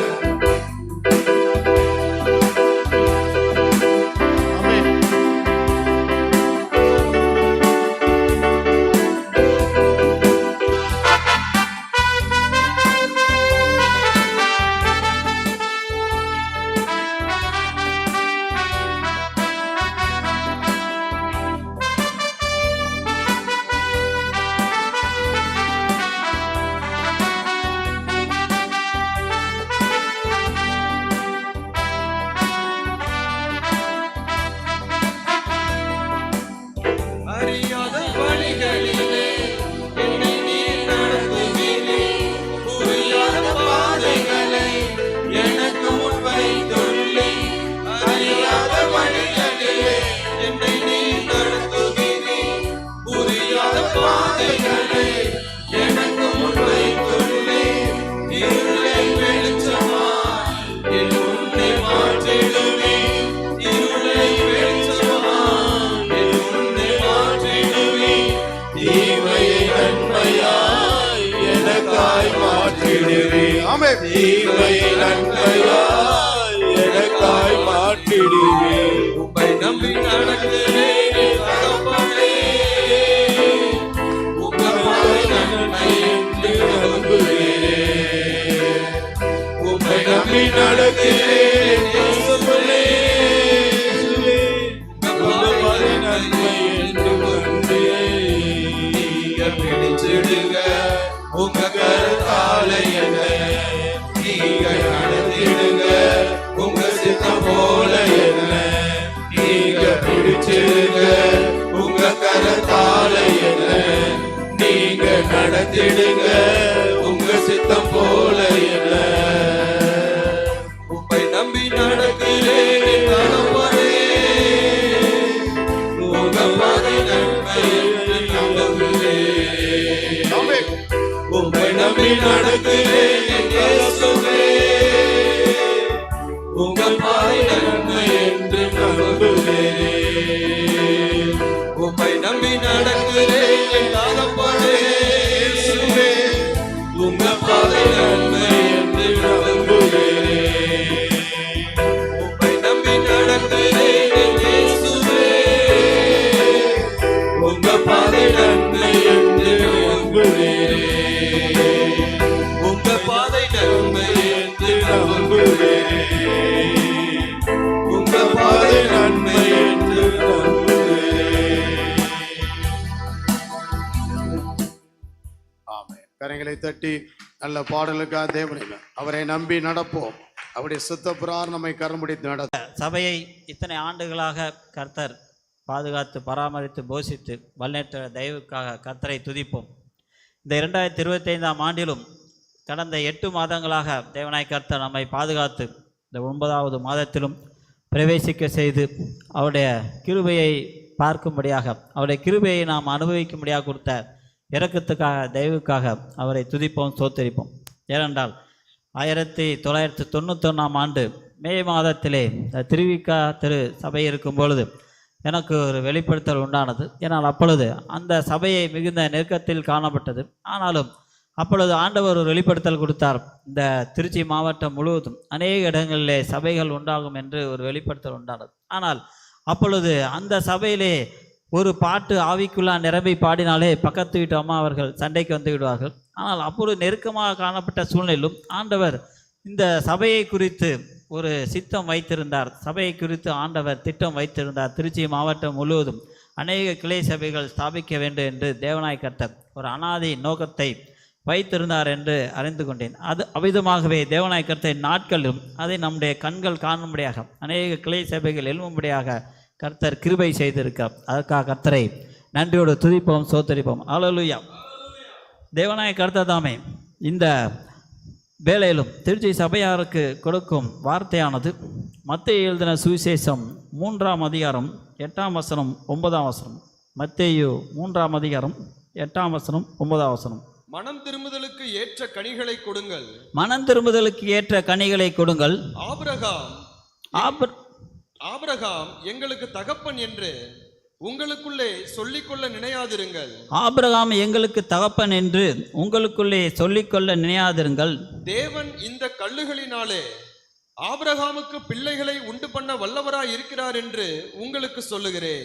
தேவன் இந்த கல்லுகளினாலே ஆபிரகாமுக்கு பிள்ளைகளை உண்டு பண்ண வல்லவராய் இருக்கிறார் என்று உங்களுக்கு சொல்லுகிறேன் என்று விதமாக யோவான் ஸ்நானகனால் உரைக்கப்பட்ட இந்த வார்த்தையானதை தேவனாய் கர்த்தர் இந்த காலை வேளையிலும் நமக்கு தருகிறார். ஏனென்றால் மனம் திரும்பலுக்கேற்ற கனிகளை கொடுங்கள் என்று ஆண்டவர் சொல்லுகிறார். யோவான் ஸ்நானகன் முதலிலே பிரசங்கித்த போது மனம் திரும்புங்கள் பரலோக ராஜ்யம் சமயமாயிருக்கிறது என்றே தன்னுடைய பிரசங்கத்தை தொடங்கினார். இயேசு கிறிஸ்துவும் பிரசங்கத்தை அவர் முதலில் ஊழியத்தை ஆரம்பித்த போது மனம் திரும்புங்கள் பரலோக ராஜ்யம் சமயமாயிருக்கிறது என்றே அவரும் பிரசங்கத்தை தொடங்கினார். ஏனென்றால் நாம் மனம் திரும்பி விட்டோம். ஆனால் 10 வருடங்களுக்கு முன்பாகவும் 20 வருடங்களுக்கு முன்பாகவும் 30 வருடங்களுக்கு முன்பாகவும் நாம் மனம் திரும்பி இருக்கலாம். இயேசு கிறிஸ்துவை ஏற்றுக்கொண்டிருக்கலாம். கர்த்தரிடமிருந்து அநேக நன்மைகளை பெற்றிருக்கலாம். ஆனால் நம்மிடத்திலே மனம் திரும்புதலுக்கு ஏற்ற கனிகள் காணப்படுகிறதா? இல்லை. நாம் 30 வருடங்களுக்கு முன்பாக நம்முடைய இருதயமானது சீரும் செமையுமாய் காணப்பட்டது. இப்பொழுது எவ்வாறு காணப்படுகிறது? நாம் அந்த பரிசுத்தத்தோடு காணப்படுகிறோமா? அந்த பயபக்தியோடு காணப்படுகிறோமா? ஆவியின் கனிகளோடு காணப்படுகிறோமா? இல்லை, நமக்கு மனம் திரும்புதலுக்கு ஏற்ற இருதயமானது அவசியப்படுகிறதா என்று இந்த காலை வேளையிலே நம்மை நாமே சோதித்து பார்க்க வேண்டியவர்களாக காணப்படுகிறோம். ஏனென்றால் அன்று இஸ்ரவேல் ஜனங்கள் அவிதமாக உணர்வில்லாதவர்களாக காணப்பட்டார்கள். அவர்கள் ஆபிரகாமின் சந்ததி என்று பெருமை கொண்டவர்களாக காணப்பட்டார்கள். ஆனால் யோவான் ஸ்நானன் கடந்து வந்தார். அவர்கள் ஒவ்வொருடனும் காணப்பட்ட குறையை சுட்டிக்காட்டி அவர்கள் யோவான் சாணம் ஆயக்காரரும் பரிசேயரும் சதுசேயரும் அவர் விரியன் பாம்பு குட்டிகளே என்று கடிந்து கொண்டார். அது மாத்திரமல்ல, ஆயக்காரர்கள் எவ்வாறு வாழ வேண்டும், போர் செய்வர்கள் எவ்வாறு ஜீவிக்க வேண்டும் சொல்லி ஆலோசனைகளை சொல்லி அவர்களை இயேசு கிறிஸ்துவுக்கு நேராக அதுக்கு வழியை செம்மை பண்ணும் வேலையை அவர் செம்மையாக செய்தார் என்று பார்க்கும். அவ்விதமாக இந்த நாட்களிலும் ஒருவேளை நாம் பாரம்பரியமான கிறிஸ்தவ குடும்பத்திலே பிறந்திருக்கலாம், 25 ஆண்டுகள் 30 ஆண்டுகளாக கிறிஸ்தவ ஜீவியத்திலே காணப்படலாம். ஆனால் நம்முடைய ஆவிக்குரிய ஜீவியமானது எவ்வாறு காணப்படுகிறது? மனம் திரும்புதலுக்கு ஏற்ற இதயத்தோடு காணப்படுகிறோமா? இல்லை, நம்முடைய ஆவிக்குரிய ஜீவியத்திலே ஆவியின் கனிகள் அற்றதாய் காணப்படுகிறதா என்று நம்மை நாமே அலசி ஆராய்ந்து பார்க்க வேண்டியவர்களாக இந்த காலை வேளையிலும் காணப்படுகிறோம். ஏனென்றால் அப்போஸ்தலனாகிய பவுல் ஆவியின் கனிகளை குறித்து பட்டியலிடும்போது இவ்வாறு கலாத்தியருக்கு எழுத நிருபத்திலே கூறுகிறார். கலாத்தியர் 5ஆம் அதிகாரம் 22ஆம் வசனம் 23ஆம் வசனத்தையும் படிக்கலாம். ஆவியின் கனியோ அன்பு, சந்தோஷம், சமாதானம், நீடிய பொறுமை, தயவு, நற்குணம், விசுவாசம், சாந்தம், இச்சையடக்கம், இப்படிப்பட்டவைகளுக்கு விரோதமான பிரமாணம் ஒன்றுமில்லை. ஆவியின் கனியோ அன்பு, சந்தோஷம், சமாதானம், நீடிய பொறுமை, தயவு, நற்குணம், விசுவாசம், சாந்தம், இச்சையடக்கம் என்று 9 வகையான ஆவியின் கனியை பற்றி கூறுகிறார். ஆனால் ஆவியின் கனிகள் என்று அவர் பன்மையில் கூறவில்லை, ஆவியின் கனியோ என்று தான் கூறுகிறார். ஏனென்றால் ஆவியின் கனி பார்க்கும் பொழுது எவ்வாறு ஒரு ஆரஞ்சு பழத்திலே அநேக சுளைகள் காணப்படுவது போல ஆவியின் கனிகளானது ஆவியானவர் அன்பர் 9 வகை கனிகளையும் ஒரே கனிக்குள்ளாக அடக்கினார் காணப்படும். ஆகியால் தான் ஆவியின் கனியோ என்று ஒருமையிலே அப்போஸ்தலனாகிய பவுல் சொல்கிறான். ஆவியின் கனிகளுக்குள்ளாக அன்பு காணப்படுகிறது, சந்தோஷம் காணப்படுகிறது, சமாதானம் காணப்படுகிறது. இவ்விதமான 9 வகையான ஆவியின் கனிகளை அவ்விதமாக பட்டியலிடுகிறார். நாமும் இந்த காலை வேளையிலே நம்மிடத்திலே இந்த அனைத்து 9 வகையான கனிகளும் காணப்படுகிறதா? இல்லை நாம் அன்பில் குறைந்திருக்கிறோமா? இல்லை நாம் சந்தோஷத்திலே குறைந்தவர்களாக காணப்படுகிறோமா? நம்முடைய ஆத்மாவிலே சமாதான கேடு காணப்படுகிறதா? இல்லை நாம் நீடிய பொறுமையற்று காணப்படுகிறோமா? இச்சையடக்கம் இல்லாதவர்களாக காணப்படுகிறோமா? கோபத்துக்கும் எரிச்சலுக்கும் இடம் கொடுத்து நாம் விசுவாசம் குன்றியவர்களாக காணப்படுகிறோமா என்று நம்மை நாமே சோதித்து பார்க்க வேண்டியவர்களாக காணப்படுகிறோம். ஏனென்றால் பார்க்கும் பொழுது அப்போஸ்தலனாகிய பவுலும் எபேசியருக்கு எழுதின நிருபத்திலே இவ்வாறு சொல்கிறார். எபேசியர் 5ஆம் அதிகாரம் 11ஆம் வசனத்தையும் படிக்கலாம். கனியற்ற அந்தகார கிரியைகளுக்கு உடன்படாமல் அவைகளை கடிந்து கொள்ளுங்கள். கனியற்ற அந்தகார கிரியைகளுக்கு உடன்படாமல் அவைகளை கடிந்து கொள்ளுங்கள் என்று சொல்ல. ஏனென்றால் நம்முடைய ஆவிக்குரிய ஜீவியத்திலே ஒவ்வொரு நாளும் கனியற்ற தன்மை தோன்றுகிறது என்றால் உடனடியாக அதை நம்மை விட்டு அகற்ற வேண்டியவர்களாக காணப்பட வேண்டும். நாம் பரிசுத்த ஜீவியத்திலே ஒவ்வொரு நாளும் முன்னேற வேண்டியவர்களாக ஒருவேளை நமக்கு தெரியாமல் நமக்கு கோபம் ஏற்படலாம், எரிச்சல் ஏற்படலாம், நமக்கு மேட்டிமை ஏற்படலாம், ஒருவேளை நம்முடைய இருதயத்திலே சமாதான குறைபாடுகள் உண்டாகலாம், விசுவாசத்திலே நாம் குறைவு ஏற்பட்டு அவிசுவாசம் நமக்கு கடந்து வரலாம். உடனடியாக நாம் அந்த கனிகளிலிருந்து அந்தகார கிரியைகளை கடிந்து கொண்டு அந்த ஆவியின் கனிகள் மேல் வாஞ்சையாக காணப்பட்டு அந்த ஆவியின் கனிகள் மேல் நாம் நாட்டம் கொண்டவர்களாக காணப்பட்டு நாம் முன்னேறும் போதுதான் ஆவியானவர் நம்மை இந்த ஆவிக்குரிய ஆசீர்வாதத்தினாலும் அவ்விதமாக நம்மை இந்த உன்னதத்தின் ஆசீர்வாதத்தினாலும் கிருபையினாலும் நம்மை வழிநடத்த வல்லவராய் காணப்படுகிறார் என்று பார்க்கிறோம். அவ்விதமாக நாம் வெளிச்சத்தின் பிள்ளைகளாய் நடந்து அவ்விதம் நாமும் நற்குணத்திலும் நீதியிலும் உண்மையிலும் நாம் ஆவிக்குரிய கனிகளோடு நாம் பிரகாசிக்க வேண்டியவர்களாக காணப்பட வேண்டும் என்று எபேசியருக்கு எழுதின நிருபத்திலும் அப்போஸ்தலனாகிய பவுல் இவ்வாறு சொல்கிறார். எபேசியர் 5ஆம் அதிகாரம் 8ஆம் வசனம் 9ஆம் வசனத்தையும் படிக்கலாம். முற்காலத்தில் நீங்கள் அந்தகாரமாய் இருந்தீர்கள், இப்பொழுதோ கர்த்தருக்குள் வெளிச்சமாய் இருக்கிறீர்கள். வெளிச்சத்தின் பிள்ளைகளாய் நடந்து கொள்ளுங்கள். ஆவியின் கனி சகல நற்குணத்திலும் நீதியிலும் உண்மையிலும் விளங்கும்.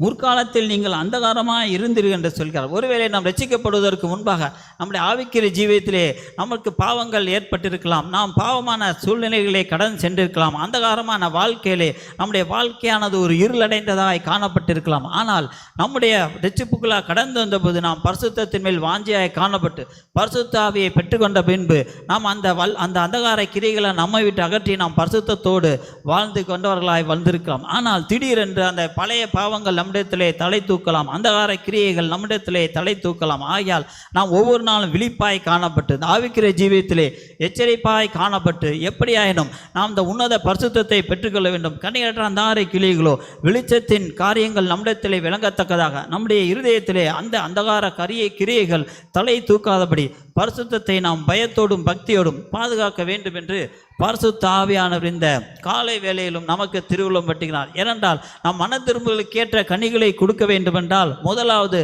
நம்முடைய மனதிலே நாம் அந்த மன திரும்புதலுக்கு ஏற்ற இருதயம் வேண்டும். அநேகர் மனம் திரும்பும்போது அவர்கள் மனஸ்தாபப்பட்டு அவிதமாக கர்த்தருக்கு நேராய் திரும்புவார்கள். ஆனால் நாட்கள் செல்ல செல்ல அவர்கள் இருதயமானது கடினப்படும், அவர்கள் இருதயத்திலே மேட்டிமை உண்டாகும். அவர்கள் அந்த மனம் திரும்புதலை அசட்டை பண்ணிவிட்டு அந்த பாவத்தை துணிகரமாய் செய்ய தொடங்கும் பொழுது பரிசுத்த ஆவியானவர் நம்மை விட்டு விலகி போகிறவர்களாக காணப்படுவார். ஆகையால் தான் நாம் ஒவ்வொரு நாளும் அந்த மனம் திரும்புதலுக்கு ஏற்ற இருதயத்தோடு நாம் பரிசுத்தத்திலும் பயபக்தியும் தேவனாய கர்த்தருக்கு முன்பாக நம்மை தாழ்த்தும் பொழுது கர்த்தர் நம்முடைய ஆவிக்குரிய ஜீவித்திலும் பெரிய காரியங்களை செய்ய வல்லவராய் காணப்படுகிறார் என்று பார்க்கும். அவ்விதமாக தான் பார்க்கும் பொழுது தாவீது ராஜாவின் வாழ்க்கையிலே ஒரு மிகப்பெரிய பாவமானது கடந்து வந்தது. தாவீது ராஜா ஒரு மிகப்பெரிய பரிசுத்தவான். அவ்விதமாக உமக்கு பயப்படும் பயத்தால் என் உடம்பு சிலிக்கிறது என்று சொல்லி அவ்விதமாக கர்த்தருக்கு மீது அவர் காணப்பட்ட பயத்தின் உச்சக்கட்டத்தை வெளிப்படுத்துகிறார். அவருடைய நாடி நரம்புகள் எல்லாம் கர்த்தருக்கு முன்பாக அவர் பயந்து நடுங்கியதாக குறிப்பிடுகிறார். உபவாசத்தால் அவருடைய ஆத்மாவை ஒடுக்கினேன் என்று சொல்லி அவர் அவ்விதமாக ஒரு பெரிய பக்திமானாக சங்கீதத்தை படிக்கும் போதெல்லாம், நாம் சோதனையின் வேளையில் கடந்து சொல்லும் போதெல்லாம், வேதனையின் வேளையில் கடந்து சொல்லும் போதெல்லாம், சங்கீத புஸ்தகத்தை படிக்கும் பொழுது ஆறுதலால் அவருடைய வார்த்தையானது தேற்றுகிறேன் என்றால் சங்கீதத்தில் எழுதிய அந்த தாவீது ராஜா அத்தனை வேதனைகளாக கடந்து சென்று இன்றும் நமக்கு அவர் எழுதின அந்த பரிசுத்த ஆவியானவர் எழுதின சங்கீத புஸ்தகமானது நம்முடைய ஆவிக்குரிய ஜீவியத்துக்கு ஒரு மிகப்பெரிய ஆறுதலையும் தேர்தலையும் அளிக்கிறதாக காணப்படுகிறது. அப்பேற்பட்ட ஒரு பரிசுத்தமான வாழ்க்கையிலும் பாவம் கடந்து வந்தபோது அவர் உடனடியாக அந்த பாவத்தை விட்டு மனம் திரும்பி அவ்விதமாக சங்கீதம் 51 அதிகாரத்தை அவர் அவ்விதமாக கதறலோடும் கண்ணீரோடும் எழுதி வைத்திருக்கிறார் என்று பார்க்கிறோம். எடுத்து படிக்கலாம். சங்கீதம் 51 அதிகாரம் 10 வசனம் 11 வசனத்தை படிக்கலாம். தேவனே, சுத்த இருதயத்தை என்னிலே சிருஷ்டியோ, நிலைவரமான ஆவியை என் உள்ளத்திலே புதுப்பியோ, உமது சமூகத்தை விட்டு என்னை தள்ளாமலோ, உமது பரிசுத்த ஆவியை என்னிடத்திலிருந்து எடுத்துக்கொள்ளாமலும் இரும். இங்கு பார்க்கும் பொழுது இப்பொழுது அவர் பாவம் செய்து விட்டார். பரிசுத்த ஆவியானவர் அவர் தேவன் நோக்கி ஜெபிக்கிறார். அவர் அந்த முன்பு காணப்பட்ட வல்லமை இல்லை, முன்பு காணப்பட்ட மகிமை இல்லை. ஏனென்றால் பரிசுத்த ஆவியானவர் அவரை விட்டு விலகிவிட்டார். ஆகையால் தான் 9 வசனத்தில் படிக்கும் பொழுதும் என் பாவங்களை பாராதபடிக்கு நீர் உமது முகத்தை மறைத்து என் அக்கிரமங்களை எல்லாம் நீக்கியருளும் என்று சொல்லி தேவன் நோக்கி அவ்விதமாக கெஞ்சி கதறுகிறார். ஏனென்றால் தாவீது பாவம் அந்த நாத்தான் தீர்க்கதரிசியால் உணர்த்தப்பட்டவுடன் அவர் மேட்டிமை கொள்ளவில்லை. ஆனால் அதற்கு பின்பு வந்த ராஜாக்கள் எல்லாம் தீர்க்கதரிசிகளும் அவ்விதமாக அந்த பாவங்களை உணர்த்த பொழுது அவர்கள் அந்த தீர்க்கதரிசிகளுக்கு விரோதமாக அவர்கள் கோபம் கொண்டார்கள், சிறையில் அடைத்தார்கள், சிலர் அந்த தீர்க்கதரிசிகளை கொன்றார்கள். ஆனால் தாவீது ராஜா உடனடியாக தேவ சமூகத்தில் தன்னை தாழ்த்தி மனம் திரும்புதலுக்கேற்ற இருதயத்தோடு காணப்பட்டு, அது மாத்திரமல்ல, தேவனே மீண்டுமா எனக்கு அந்த சுத்த இருதயத்தை தாரும், உம்முடைய பரிசுத்த ஆவியை என்னை விட்டு விலக்கி விடாதையும், உன் சமூகத்தை விட்டு என்னை தள்ளி விடாதையும், உங்கள் பரிசுத்த ஆவி என்னிடத்திலிருந்து எடுத்துக்கொள்ளாமலும் இரு என்று சொல்லி அந்த தேவ சமூகத்தை நாடினார். அந்த தேவனுடைய பரிசுத்த ஆவியானர் மீண்டுமாய் அந்த மனம் திரும்புதலுக்கேற்ற இருதயத்தோடு நாடும் பொழுது கர்த்தர் மீண்டுமாய் அவர் பாவத்தை மன்னித்து கர்த்தர் தாவீது ராஜாவுக்கு மீண்டுமாய் அவருடைய சிங்காசனத்தை உறுதிப்படுத்தினார். அது மாத்திரமல்ல, தாவீது ராஜா அவர் விசுவாச வீரர் பட்டியலிலும் அவர் இடம்பெற்ற ஒரு தேவ மனிதனாய் காணப்படுகிறார். அவர் விதமாக பார்க்கும் பொழுது தாவீதுக்கு அடுத்து முன்பு காணப்பட்ட சவுலின் வாழ்க்கையிலும் பாவமானது கடந்து வந்தது. ஆனால் தாவீதின் வாழ்க்கையிலும் பாவமானது கடந்து வந்தது. ஆனால் இவருடைய ஆவிக்குரிய ஜீவியத்தை நாம் ஒப்பிட்டு பார்க்கும் பொழுது தாவீதுடைய பாவத்தையோடு பார்க்கும் பொழுது சவுல் ஒரு மிக சிறிய பாவத்தை தான் செய்தார். ஆனால் சவுலுக்கு கடைசி வரை அந்த மனம் திரும்பலுக்கேற்ற இருதயமானது காணப்படவே இல்லை என்று பார்க்கிறோம். எடுத்து படிக்கலாம். 1 சாமுவேல் 13 அதிகாரம் 9 வசனத்தையும் படிக்கிறோம். 1 சாமுவேல் 13 அதிகாரம். சர்வாங்க தகன பலியையும் சமாதான பலிகளையும் என்னிடத்தில் கொண்டு வாருங்கள் என்று சொல்லி சர்வாங்க தகன பலியை செலுத்தினான். அவன் சர்வாங்க தகன பலியிட்டு முடிகிற போது இதோ சாமுவேல் வந்தான். சவுல் அவனை சந்தித்து வந்தனம் செய்ய அவனுக்கு எதிர்கொண்டு போனான். நீர் செய்தது என்ன என்று சாமுவேல் கேட்டதற்கு, சவுல் ஜனங்கள் என்னை விட்டு சிதறி போகிறதையும் குறித்த நாட்களின் திட்டத்திலே நீர் வராததையும் பெலிஸ்தர் மிக்மாசிலே கூடி வந்திருக்கிறதையும் நான் கண்டபடியினாலே கில்காலில் பெலிஸ்தர் எனக்கு விரோதமாய் வந்து விடுவார்கள் என்றும் நான் இன்னும் கர்த்தருடைய சமூகத்தை நோக்கி விண்ணப்பம் பண்ணவில்லை என்றும் எண்ணி துணிந்து சர்வாங்க தகன பலியை செலுத்தினேன் என்றான். இங்கு பார்க்கும் பொழுது சாமுவேல் செலுத்த வேண்டிய அந்த சர்வாங்க தகன பலியை சவுல் அவிதமாக துணிகரமாய் சென்று அந்த சர்வாங்க தகன பலியை செலுத்தினார் என்று அதுதான் சவுல் செய்த முதலாவது பாவமாக காணப்படுகிறது. ஆனால் அடுத்து பார்க்கும் பொழுது தேவனாய கர்த்தர் சவுலை கொண்டது அமலேக்கியரை அவிதமாக அவர்கள் காணப்பட்ட மிருக ஜீவன்கள் முதல் ராஜா வரை அனைவரையும் சங்கரிக்க வேண்டும் என்று சொன்னார். ஆனால் சவுலோ அந்த வார்த்தைக்கு கீழ்ப்படியாமல் அவர் ஆடுகளையும் மாடுகளையும் அவிதமாக அவர் சங்கரிக்காமல் அந்த ராஜாவையும் சங்கரிக்காமல் தப்பவிட்டார் என்று பார்க்கிறோம். 1 சாமுவேல் 15ஆம் அதிகாரம் 9ஆம் வசனத்தையும் படிக்கலாம். 1 சாமுவேல். ஜனங்களும் ஆகாகையும் ஆடு மாடுகளில் முதல் தரமானவைகளையும் 2ஆம் தரமானவைகளையும் ஆட்டுக்குட்டிகளையும் நலமான எல்லாவற்றையும் அழித்து போட மனதில்லாமல் தப்ப வைத்து அற்பமானவைகளையும் உதவாதவைகளுமான சகல வஸ்துகளையும் முற்றிலும் அழித்து போட்டான். இங்கு பார்க்கும்போது அமலேக்கியருக்கு விரோதமாக காணப்பட்ட யுத்தத்திலே சவுல் அந்த ஆடுகளில் முதல் தரமானவைகளையும் 2ஆம் தரமான ஆட்டுக்குட்டிகளையும் அவிதமாக அழித்து போட மனதில்லாமல் தப்பவிட்டார் என்று பார்க்கிறோம். அவிதமான அந்த அமலேக்கிய ராஜாவன் ஆகாகையும் உயிரோடு பிடித்தார ஒழியா கொன்றுபடவில்லை. ஆனால் தேவனுடைய திட்டமானது அமலேக்கியரை அவிதமாக முற்றிலுமாக சங்கரிக்க வேண்டும் என்று தேவ திட்டமானது காணப்பட்டது. ஆனால் சவுல் அதற்கு விரோதமாக அமலேக்கியரை அவிதமாக மிருக ஜீவன்களை எல்லாம் கொல்லவில்லை, அமலேக்கியர் ராஜாவையும் கொல்லவில்லை என்று பார்க்க அது அவர் செய்த 2வது பாவமாக காணப்படுது. ஏனென்றால் மோசையின் அவிதமாக படிக்கும் பொழுது நாம் மோசையை கொண்டு ஆண்டவர் சொல்லும்போது அமலேக்கியரை வானத்தின் கீழ் இராதபடிக்கு சங்காரம் பண்ணுவேன் என்று சொன்னார். அந்த திட்டத்தை அமலேக்கியரை நிர்மூலமாக்கும் திட்டத்தை கர்த்தர் சவுல் ராஜாவின் கையிலே ஒப்புவித்தார். ஆனால் அந்த தேவ திட்டத்தை சவுல் சரியாக நிறைவேற்றவில்லை. அந்த அமலேக்கியரை அவர் அந்த ஆடு மாடுகளை எல்லாம் அவர் வைத்து கொண்டார். அந்த ஆடு மாடுகளை எல்லாம் அழித்து போடவில்லை, அந்த ராஜாவையும் அவர் அழித்து போடவில்லை. அதன் மூலமாக சவுல் தேவனுக்கு விரோதமாக தேவ திட்டத்தை நிறைவேற்றாதபடி அவர் ஒரு மிகப்பெரிய பாவத்தை செய்தார் என்று பார்க்கிறோம். அதன் மூலமாக பார்க்கும் பொழுது சவுலை ராஜாவாக்கினது எனக்கு மனஸ்தாபமாக இருக்கிறது என்று ஆண்டவரே அவருடைய சவுலின் ஆவிக்கிற நிலைமை குறித்து சவுல் தேவ திட்டத்தை நிறைவேற்றாமல் இருக்கிறதை குறித்து சாமுவேல் தீர்க்கதரிசிக்கு வெளிப்படுத்தினார் என்று 11ஆம் வசனத்திலும் படிக்கலாம். 11ஆம் வசனத்தையும் படிக்கலாம். நான் சவுலை ராஜாவாக்கினது எனக்கு மனஸ்தாபமாய் இருக்கிறது, அவன் என்னை விட்டு திரும்பி என் வார்த்தைகளை நிறைவேற்றாமற் போனான் என்றார். அப்பொழுது சாமுவேல் மனநொந்து முழுவதும் கர்த்தரை நோக்கி கூப்பிட்டான். மறுநாள் அதிகாலமே சாமுவேல் சவுலை சந்திக்க போனான். அப்பொழுது சவுல் கர்மேலுக்கு வந்து தனக்கு ஒரு ஜெயஸ்தம்பம் நாட்டி பின்பு பல இடங்களில் சென்று கில்காலுக்கு போனான் என்று சாமுவேலுக்கு அறிவிக்கப்பட்டது. கர்த்தருடைய பரிசுத்த நாமத்துக்கு மகிமை உண்டாக. இப்பொழுது சவுல் தேவ திட்டத்தை நிறைவேற்றாமல் போனதன் மூலமாக ஆண்டவர் சொல்கிறார், சவுலை ராஜா வாக்கினது எனக்கு மனஸ்தாபமாய் இருக்கிறது என்று சொல்கிறார். சவுல் அந்த இஸ்ரவேல் தேசத்திலே அனைவரை காட்டிலும் உயரமான மனிதராகவும் பராக்கிரமசாலியாகவும் காணப்பட்டார்.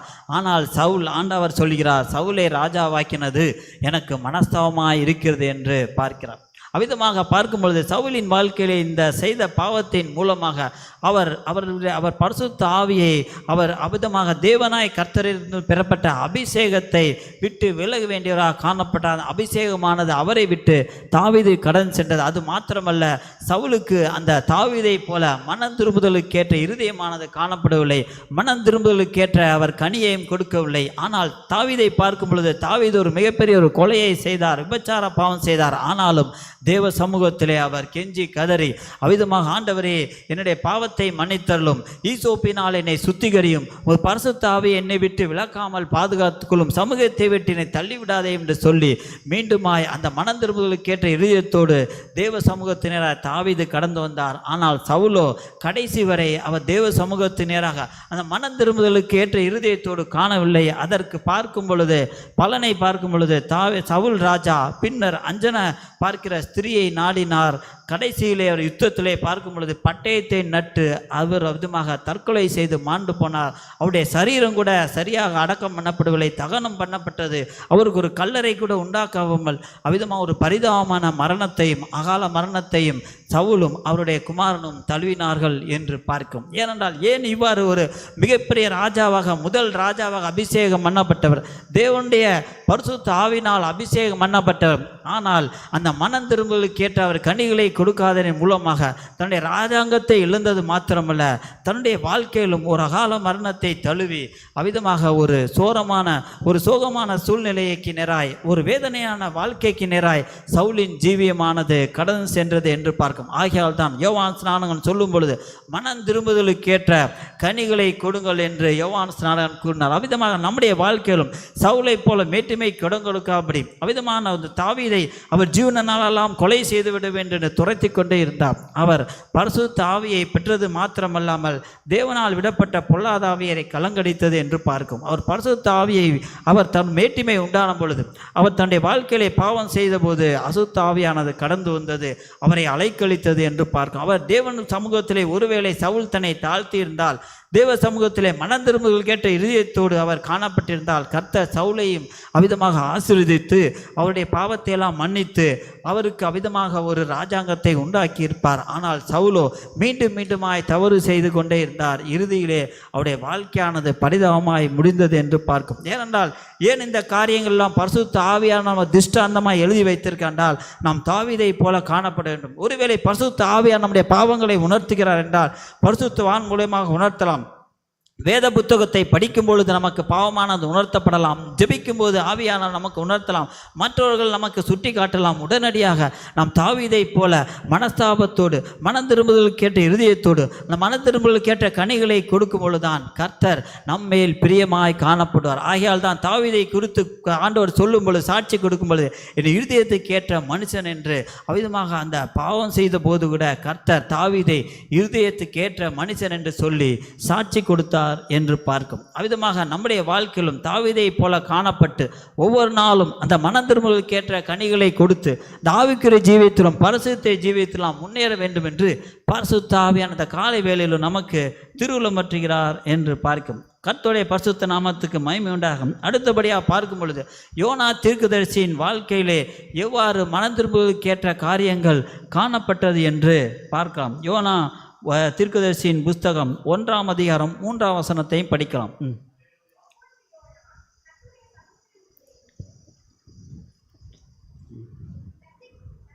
ஓடும்படி எழுந்து யோப்பாவுக்கு போய் தர்சீசுக்கு போகிற ஒரு கப்பலை கண்டு கூலி கொடுத்து தான் கர்த்தருடைய சமூகத்தினின்று விலகும்படி அவர்களோட தர்சீசுக்கு போக கப்பல் ஏறினான். இங்கு பார்க்கும் பொழுது தேவ திட்டமானது யோனா தீர்க்கதரிசியை கொண்டு நினிவேக்கு செல்ல வேண்டும். அந்த நினிவே பட்டணத்திலே அவர் பவிதமாக பிரசங்கிக்க வேண்டும். அந்த நினிவே மக்களை மனம் திரும்ப வைக்க வேண்டும் என்று தேவ திட்டமானது யோனாவுக்கு காணப்பட்டது. ஆனால் யோனாவோ அந்த திட்டத்துக்கு மாறாக அவர் தர்சீசுக்கு சென்றார். அதன் மூலமாக கடல் கொந்தளிப்பு உண்டானது. கர்த்தர் அவிதமாக அவர் கடலை தூக்கி போட அந்த மீனை கர்த்தர் ஆயத்தம் பண்ணி யோனா அந்த மீனின் வயிற்றிலிருந்து தன்னை தாழ்த்தி ஜெபம் பண்ணின போது கர்த்தர் தாமே இறங்கி அந்த மீனை அவிதமாக கக்க செய்து மீண்டுமாய் இந்த யோனா தீர்க்கதரிசிக்கு ஜீவனை அளித்து அந்த நினிவே பட்டணத்துக்கு இப்பொழுது அனுப்புகிறார். இப்பொழுது யோனா தீர்க்கதரிசி நினிவே பட்டணத்தில் சென்று பிரசங்கிக்கிறார். நினிவே பட்டணத்திலே 1,20,000 ஜனங்கள் வாழ்ந்தார்கள். அந்த 1,20,000 ஜனங்கள் அந்த யோனா தீர்க்கதரிசியின் பிரசங்கத்தை கேட்டு அவிதமாக அவர்கள் மனம் திரும்பினார்கள் என்று பார்க்கும். ஆனால் ஏன் யோனா தீர்க்கதரிசி தர்சீசுக்கு சென்றார், நினிவே செல்லவில்லை என்று பார்க்கும் பொழுது நினிவே பட்டணமானது அசீரிய சாம்ராஜ்யத்தின் தலைநகரமாக காணப்பட்டது. ஏனென்றால் அந்த நினிவே பட்டணத்தார் இஸ்ரவேல் தேசத்தாரை ஒடுக்குகிறவர்களாக, அந்த அசிரிய ராஜாக்கள் இஸ்ரவேல் தேசத்துக்கு விரோதமான பகைமையான ராஜாக்களாக காணப்பட்டார்கள். ஆகையால் அந்த நினிவே பட்டணத்தாரை இஸ்ரவேல் ஜனங்கள் வெறுத்தார்கள். ஆகையால் தான் யோனா ஏன் நினிவேக்கு கடன் செல்லவில்லை என்று பார்க்கும் பொழுது நினிவே தேசமானது, நினிவே பட்டணமானது இஸ்ரவேல் தேசத்துக்கு எதிராக காணப்பட்டது. அவர்கள் இஸ்ரவேல் தேசத்துக்கு விரோதமாக கடந்து வந்து அவர்களை சிறைபிடிப்பதும் அவர்களை துன்புறுத்துவதுமாக தங்கள் இராணுவத்தை வைத்து காணப்பட்டதனால் அந்த நினிவே பட்டணத்தார் மீது அவருக்கு ஒரு வெறுப்பு காணப்பட்டது. ஒருவேளை ஆண்டவர் நம்மை குறித்து நமக்கு எதிராளியாக பகைமையானவர்களிடத்தில் சுவிசேஷம் சொல்ல சொன்னால் நாம் சொல்லுவோமா? அதே மனநிலையில் தான் யோனாவும் காணப்பட்டு நினிவேக்கு செல்லாமல் அவர் தர்சீசுக்கு கப்பல் ஏறினார். ஆனாலும் தேவ திட்டமானது அவர் நினிவே கடன் செல்ல வேண்டும் என்று பார்க்க வேதாமத்திலே இஸ்ரவேல் தேசத்திலிருந்து அவ்விதமாக சென்ற முதல் மிஷினரி என்றால், அடுத்த தேசத்திற்கு சென்ற முதல் மிஷினரி என்றால் அவர் யோனா தீர்க்கதரிசியாகவே காணப்படுவார். யோனா தீர்க்கதரிசி தான் கர்த்தர் நினிவே பட்டணத்துக்கு முதலாக அவ்விதமாக தேவனாய கர்த்தரை பற்றி அறிவிக்கும்படியாக அனுப்பினார் என்று பார்க்கும். இப்பொழுது யோனா தீர்க்கதரிசி நினிவே பட்டணத்தை சென்று சொல்கிறார், 40 நாட்களிலே நினிவே பட்டணமானது கவிழ்க்கப்பட்டு போம், அழிக்கப்படும் அவிதமாக என்று அவர் அந்த எச்சரிப்பின் வார்த்தைகளை கூறினவுடன் அந்த நினிவே பட்டணத்தார் அனைவரும் ரெட்டுடுத்தி சாம்பலிலே உட்கார்ந்து அவர்கள் மனம் திரும்புதலுக்கு இதயத்தோடு காணப்பட்டு ராஜா முதல் ஆடு மாடுகள் வரை அவர்கள் அவிதமாக தங்களை தாழ்த்தி தேவனிடமாய் மனம் திரும்பினார்கள் என்று 3ஆம் வசனம், யோனா 3ஆம் அதிகாரம் 5ஆம் வசனத்திலும் படிக்கலாம். யோனா நினிவேயில் உள்ள ஜனங்கள் தேவனை விசுவாசித்து உபவாசம் செய்யும்படி கூறினார்கள். பெரியோர் முதல் சிறியோர் மட்டும் ரெட்டுடுத்தி கொண்டார்கள்.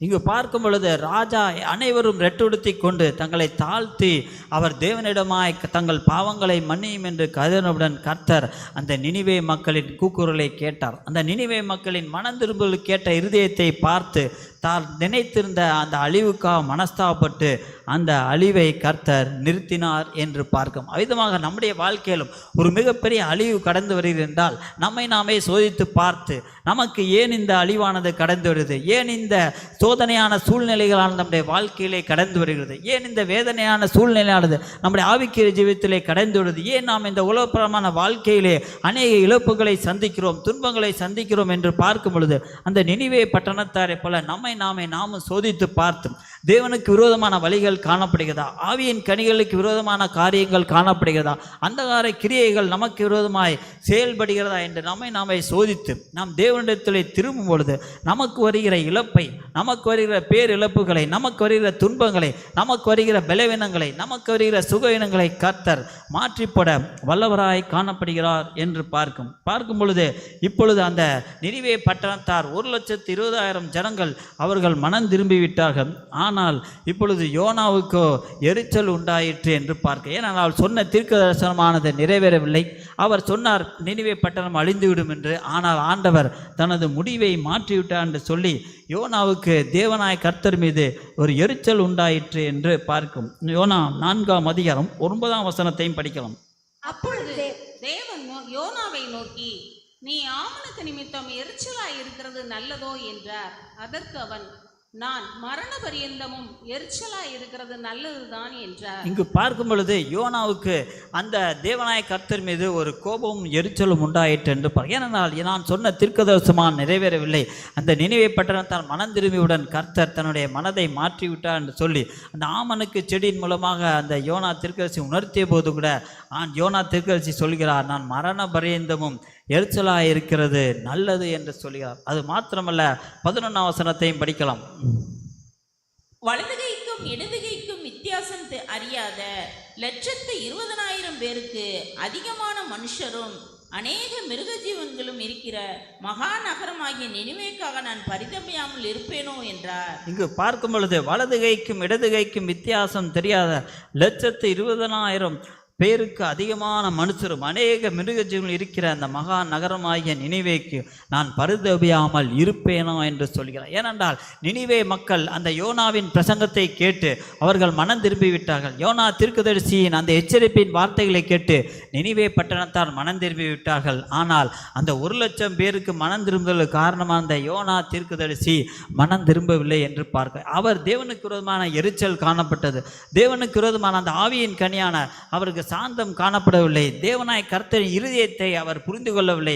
தேவனாய் கர்த்தர் அந்த பிதா அபிதமாக மன்னிக்கும் இருதயத்தை அவர் புரிந்து கொள்ளாமல் தேவனாய் கர்த்தர் மீது அவர் எரிச்சலுக்கு இடம் கொடுத்தார். ஆனால் பார்க்கும் பொழுது நான் பரிதபியாமல் இருப்பேனோ என்று சொல்லும் பொழுது யோனா தன்னுடைய எரிச்சலை விட்டு மனம் திரும்பினார் என்று பரிசுத்த வேதாகமத்திலே எழுதப்படவில்லை. ஆகையால் மிகப்பெரிய பிரசங்கியாக இருக்கலாம், மிகப்பெரிய ஊழியராக இருக்கலாம், அவருடைய பிரசங்கத்தை கேட்டு அநேகமாயிரம் ஜனங்கள் ரட்சிக்கப்பட்டிருக்கலாம். ஆனால் அவருடைய வாழ்க்கையிலே அந்த மனந்திரும்பலுக்கு ஏற்ற கனி இல்லாவிட்டால், அந்த ஆவியின் கனியானது காணப்படாவிட்டால், அது அவிதமாக தேவனாய கர்த்தர் எவ்வாறு யோனா தீர்க்கதரிசி எரிச்சலோடு மனநபரைந்தும் எரிச்சலாக இருக்கிறது நல்லது என்று சொன்னது போல அவிதமாக தன்னுடைய இருதயத்தை தேவனுக்கு நேராக திருப்பினார் என்று பரிசுத்த ஆவியானவர் எழுதி வைக்கவில்லை என்று பார்க்கும். ஆகையால் நம்முடைய வாழ்க்கையிலும் யோனா தீர்க்கதரிசியை போல தேவன் நம்முடைய வாழ்க்கையிலே சில சோதனைகளை அனுமதிக்கலாம், சில வேதனைகளை அனுபவிக்கலாம். ஒருவேளை நம்முடைய மீறுதல் மூலமாக இருக்கலாம், ஒருவேளை நம்மை சோதிப்பதற்காக இருக்கலாம். ஆனால் அதை நாம் தேவனாய கர்த்தருக்கு விரோதமாக எரிச்சலுக்கு இடம் கொடுத்து, தேவனாய கர்த்தர் ஏன் இந்த காரியத்தை என்னுடைய வாழ்க்கையில் அனுமதித்தார், ஏன் இந்த சோதனை என்னுடைய வாழ்க்கையில் அனுமதிக்கிறார், ஏன் இந்த பலவீனத்தை என்னுடைய வாழ்க்கையில் அனுமதிக்கிறார், ஏன் இந்த சுகவீனத்தை என்னுடைய வாழ்க்கையில் அனுமதிக்கிறார் என்று நாம் தேவனுக்கு விரோதமாக யோனாவை போல எரிச்சலாய் காணப்பட்டோம் என்றால் நாம் அந்த அவிதமாக நம்முடைய வாழ்க்கையும் பரிதபிக்க நேராய் கடந்து சென்றுவிடும் என்று ஆவியானவர் இந்த காலையில் எச்சரிக்கை. ஆகையால் நாம் மன திரும்புகள் கேட்ட இருதயத்தோடு காணப்பட்டு, ஆண்டவரே வேதனை உண்டாக்கும் வழி என்னிடத்தில் உண்டோ என்று பார்த்து, மன திரும்புகள் கேட்ட அந்த கண்ணியற்ற அந்தகார கிரியைகள் நம்முடைய வாழ்க்கையிலே காணப்படுகிறதா என்று நாமை சோதித்து பார்த்து தேவனுக்கு நேராய் நம்முடைய இருதயத்தை திருப்பும் பொழுதுதான் அந்த வல்லமையானது பரிசுத்த ஆவியானவர் கொடுப்பார். அந்த பரிசுத்த ஆவியார் மீண்டுமாய் சந்தோஷத்தினால் நிரப்புவார். பரிசுத்த ஆவியார் நம்மை சமாதானத்தினால் நிரப்புவார். பரிசுத்த ஆவியார் நம்மை அபிஷேகத்தினால் ஆட்கொண்டு அந்த பரலோகத்துக்கு நேராக நம்மையும் வழி நடத்துவார் என்று பார்க்கும். அவிதமாக தான் பார்க்கும் பொழுது இயேசு கிறிஸ்து இந்த உலகத்தில் இந்த வாழ்க்கையிலே அவிதமாக அந்த கெட்ட குமாரன் ஓமையையும் சொன்னார். அந்த கெட்ட குமாரன் வாழ்க்கையிலும் விதமாக தான் நடந்தது என்று பார்க்கும். இப்பொழுது 2 குமாரர்கள் காணப்படுகிறார். ஆனால் அந்த இளைய குமாரன் அந்த தகப்பனிடம் சகல ஆஸ்திகளையும் வாங்கி கொண்டு அவர் தூர தேசத்திற்கு கடன் செல்கிறார். துன்மார்க்கமாய் ஜீவியம் பண்ணுகிறார். துன்மார்க்க ஜீவனம் பண்ணி அனைத்து ஆஸ்திகளையும் அளிக்கிறார். ஆனால் பார்க்கும் பொழுது இப்பொழுது அந்த குமாரனுக்கு எப்பொழுது அந்த பன்றியின் தவிட்டு கூட கிடைக்காமல் அலையும் பொழுது அந்த கெட்ட குமாரனுக்கு புத்தி தெளிந்து அவிதமாக தேவனுக்கு விரோதமாக நான் பாவம் செய்தேன் என்று சொல்லி தன்னுடைய மன திரும்பலுக்கு ஏற்ற இருதயத்தை அவர் இடம் கொடுத்தார் என்று பார்க்கிறோம். எடுத்து படிக்கலாம். லூக்கா எழுதின சுவிசேஷம் 15ஆம் அதிகாரம் 18ஆம் வசனத்தையும் படிக்கலாம். நான் எழுந்து என் தகப்பனிடத்திற்கு போய், தகப்பனே, பரத்துக்கு விரோதமாகவும் உமக்கு முன்பாகவும் பாவம் செய்தேன். இங்கு பார்க்கும் பொழுது எப்பொழுது அந்த பன்றியின் தவிட்டு கூட கிடைக்காமல் காணப்பட்டதோ அந்த கெட்ட குமாரனுக்கு புத்தி தெளிந்தபோது அவன் என் தகப்பனுடைய கூலிக்காரர் எத்தனையோ பேருக்கு பூர்த்தியான சாப்பாடு இருக்கிறது, நானோ பசியினால் சாகிறேன் என்று எப்பொழுது அந்த பசியினால் சாகும் பொழுதுதான் அவருக்கு அந்த புத்தி தெளிகிறது. தன்னுடைய பாவமானது உணர்த்தப்படுகிறது. ஐயோ, நான் தகப்பனுக்கு விரோதமாகவும் பரத்துக்கு விரோதமாகவும் நான் பாவம் செய்தேன் என்று சொல்லி. ஏனென்றால் பாவங்கள் 2 வகையாக இங்கு பார்க்கலாம். பரத்துக்கு விரோதமாக செய்யப்படும் பாவம், தகப்பனுக்கு விரோதமாக செய்யப்படும் பாவம் என்று பார்க்கும் பொழுது மனிதர்களுக்கு விரோதமாக செய்யப்படும். ஒருவேளை நாம் மற்றவர்களை திட்டி இருக்கலாம், மற்றவர்களிடம் கோபப்பட்டு இருக்கலாம், மற்றவர்களிடம் நாம் கெட்ட வார்த்தை பேசி இருக்கலாம். அது மற்றவர்களுக்கு விரோதமாக செய்யும் பாவம். ஆனால் பரத்துக்கு விரோதமாக செய்யும் பாவம் என்று பார்க்கும் பொழுது தேவ திட்டத்துக்கு மாறாக செய்யும் பொழுது, ஏனென்றால் யோனா தீர்க்கதரிசி தேவ திட்டமானது நினிவேக்கு கடன் செல்ல வேண்டும் என்று, ஆனால் அவர் தர்சிசு கடன் சென்றார். அது பரத்துக்கு விரோதமான பாவம். சவுல் ராஜாவை கர்த்தர் அமலேக்கியரை அவிதமாக கொன்று நிர்மூலமாக்க வேண்டும் என்று சொன்னார். ஆனால் அந்த அமலேக்கியரின் மிருக ஜீவன்களையும் ராஜாவையும் சவுல் தப்பவிட்டார். அது பரத்துக்கு விரோதமான செய்த பாவம். அவிதமாக தேவனாய கர்த்தர் நம்மை இந்த உலகத்திலே அனுப்பியிருக்கிறார் என்றால் நமக்கு ஒரு நோக்கம் இருக்கிறது. நம்மை குறித்து தேவனாய கர்த்தர் சித்தத்தை வைத்திருக்கிறார். நம்மை குறித்து இந்த பூமியிலே என்ன செய்ய வேண்டும் என்று கர்த்தர் ஒரு திட்டத்தையும் தீர்மானத்தையும் வைத்திருக்கிறார். அந்த திட்டத்துக்கு மாறாக நாம் செயல்படும் பொழுது, அந்த தீர்மானத்துக்கு விரோதமாக நாம் செயல்படும் பொழுது, தேவ சித்தத்துக்கு விரோதமாக துணிகரமாய் செயல்படும் போது அது பரத்துக்கு விரோதமான பாவமாய் காணப்படுது. ஆகையால் தான் இங்கு கெட்டகுமாரன் சொல்லும் பொழுது நான் பரத்துக்கு விரோதமாகவும் உமக்கு முன்பாகவும் பாவம் செய்தேன் என்று சொல்லி தன்னுடைய பாவங்களுக்காக மனஸ்தாபப்பட்டு அந்த மன திரும்புகளுக்கு கேட்ட இருதயத்தோடு தகப்பனிடம் கடந்து வருகிறார். தகப்பன் அவரை ஏற்றுக்கொள்கிறார். உடனடியாக கொளுத்த கன்றானது அடிக்கப்பட்டு மிகப்பெரிய விருந்தானது அந்த தகப்பன் ஏற்பாடு செய்கிறார். ஆனால் இப்பொழுது பார்க்கும் பொழுது மூத்த குமாரனுக்கோ எரிச்சல் உண்டாயிற்று என்று பார்க்கிறோம். எடுத்து படிக்கலாம். 15ஆம் அதிகாரம் 28ஆம் வசனத்தையும் படிக்கலாம். அப்பொழுது அவன் கோபமடைந்து உள்ளே போக மனதில்லாதிருந்தான். தகப்பனோ வெளியே வந்து அவனை வருந்தி அழைத்தான். அவன் தகப்பனுக்கு பிரதியுத்தரமாக, இதோ இத்தனை வருஷ காலமாய் நான் உமக்கு ஊழியம் செய்து ஒரு காலம் உடைய கற்பனையை மீறாதிருந்தும் என் சிநேகிதருடைய நான் சந்தோஷமாய் இருக்கும்படி நீர் ஒரு காலம் எனக்கு ஒரு ஆட்டுக்குட்டியாவது கொடுக்கவில்லை.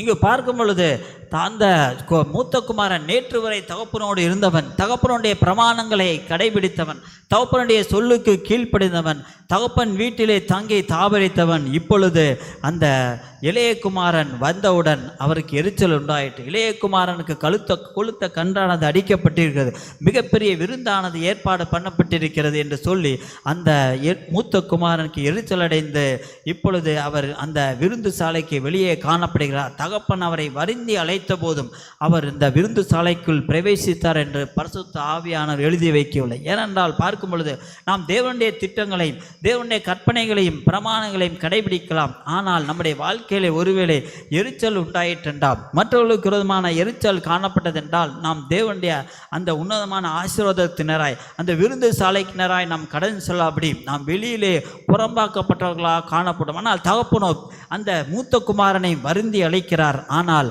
அவர் அந்த விருந்து சாலைக்குள் பிரவேசித்தார் என்று பரிசுத்த வேதாமத்திலே ஆவியானவர் எழுதி வைக்கவில்லை. ஏனென்றால் இப்பொழுது அந்த மூத்த குமாரன் இவ்வளவு நாட்கள் தகப்பனுடைய வார்த்தைகளுக்கும் பிரமாணங்களுக்கும் கீழ்ப்படிந்து நடந்தவர் இப்பொழுது விருந்து சாலைக்கு வெளியே காணப்படுகிறார். நேற்று வரை அவிதமான துன்மார்க்கமாக ஜீவனியம் பண்ண அந்த கெட்ட குமாரன் இப்பொழுது விருந்து சாலைக்குள் தகப்பன் சன்னிதானத்திலே காணப்படுகிறார். விதமாக தான் நம்முடைய ஆவிக்குரிய ஜீவியத்திலும் நாம் தேவனுடைய கற்பனைகளுக்கு கீழ்ப்படியலாம், தேவனுடைய வார்த்தைக்கு கீழ்ப்படிந்து நடக்கலாம். ஆனால் சிறு மனம் திரும்புவதற்கு ஏற்ற அந்த ஒரு நமக்கு எரிச்சலோ அவிதமான மேட்டிமையோ காணப்பட்டதென்றால் நாம் அந்த தேவனுடைய ஆசீர்வாதத்தை அவிதமாக அந்த மூத்த குமாரனை போல இழந்து போக வேண்டும் என்று பரிசுத்த ஆவியானவர் அந்த எச்சரிப்பாக அந்த மூத்த குமாரன் வாழ்க்கையை தருகிறார். அவிதமாக தான் பார்க்கும் பொழுது இரண்டு காரியங்களையும் ஒப்பிட்டு பாருங்கள். யோனா தீர்க்கதரிசியின் வாழ்க்கையும் ஒப்பிட்டு பாருங்கள். யோனா தீர்க்கதரிசனத்தின் மூலமாக 1,20,000 பேர் மனம் திரும்பினார்கள். ஆனால் அவரோ எரிச்சலுடன் காணப்பட்டு மனம் திரும்பவில்லை. இப்பொழுது நேற்று வரை தகப்பனோடு இருந்த அந்த மூத்த குமாரன் இப்பொழுது விருந்து சாலைக்கு வெளியே காணப்பட்டு அவிதமாக தான் பரலோக ராஜ்யத்தின் காரியங்களும் காணப்படுது. ஒருவேளை நாம் சபையிலே 20 ஆண்டுகள் இருப்பதன் மூலமாக 10 ஆண்டுகள் இருப்பதன் மூலமாக நாம் அந்த பரலோக ராஜ்யத்துக்கு கடந்து சென்று விட முடியாது. நாம் ஆவிக்குரிய கனிகளோடு மனம் திரும்புவதற்கேற்ற இதயத்தோடு அந்த பரிசுத்தத்தோடு காணப்படுவதுதான் நமக்கு கர்த்தர் வைத்திருக்கிற அந்த பரம ராஜ்யத்துக்கு நேராய் கடன் செல்ல வேண்டும். ஜீவன நாளெல்லாம் நம்ம அந்த மனம் திரும்புதல் கேட்ட இருதயத்தோடு மனம் திரும்புதல் கேட்ட கனிகளை கொடுத்து நாம் ஜீவிக்கும் பொழுதுதான் கர்த்தர் நமக்கு நியமித்து வைத்திருக்கிறார் அந்த பரம தேசத்துக்கு நாம் செல்ல முடியுமே ஒழிய நாம் ஒருவேளை நம்முடைய வாழ்க்கையிலே அந்த ஆவிக்கிரிய கனிகளுக்கு பிரயோதமான பிரமாணமானது காணப்படும் என்றால், அந்தகார கிரியைகளானது நம்முடைய ஆவிக்கிற ஜீவியத்திலே தலை தூக்கும் என்றால், நாம் இந்த நாம் பரலோக ராஜ்யத்துக்கு நேராய் அந்த பரம ராஜ்யத்தின் ஆசீர்வாதங்களுக்கு நேராய் நாம் கடந்து செல்லாமல் அந்த மூத்த குமாரனை போல ஒரு பரிதாபமான நிலைமை நமக்கும் ஏற்படும் என்று இந்த காலை வேளையிலே தேவனாய் கர்த்தரும் நமக்கு எச்சரிக்கிறார். அது மாத்திரமல்ல, நாம் ஆவிக்குரிய கனிகளை தர வேண்டும் என்றால், ஆவிக்குரிய கனிகளுடைய ஜீவியம் செய்ய வேண்டும் என்றால் நாம் என்ன செய்ய வேண்டும் என்று பார்க்கும் பொழுது, முதலாவது நாம் வேதத்தை அதிகமாக படிக்க வேண்டும், வேதத்தை அதிகமாக தியானிக்க வேண்டும் என்று சங்கீதக்காரன் இவ்வாறு ஆலோசனை சொல்கிறார். சங்கீதம் 1ஆம் அதிகாரம் 2ஆம் வசனம் 3ஆம் வசனத்தை படிக்கலாம். கர்த்தருடைய வேதத்தில் பிரியமாயிருந்து இரவும் பகலும் அவருடைய வேதத்தில் தியானமாயிருக்கிற மனுஷன் பாக்கியவான்.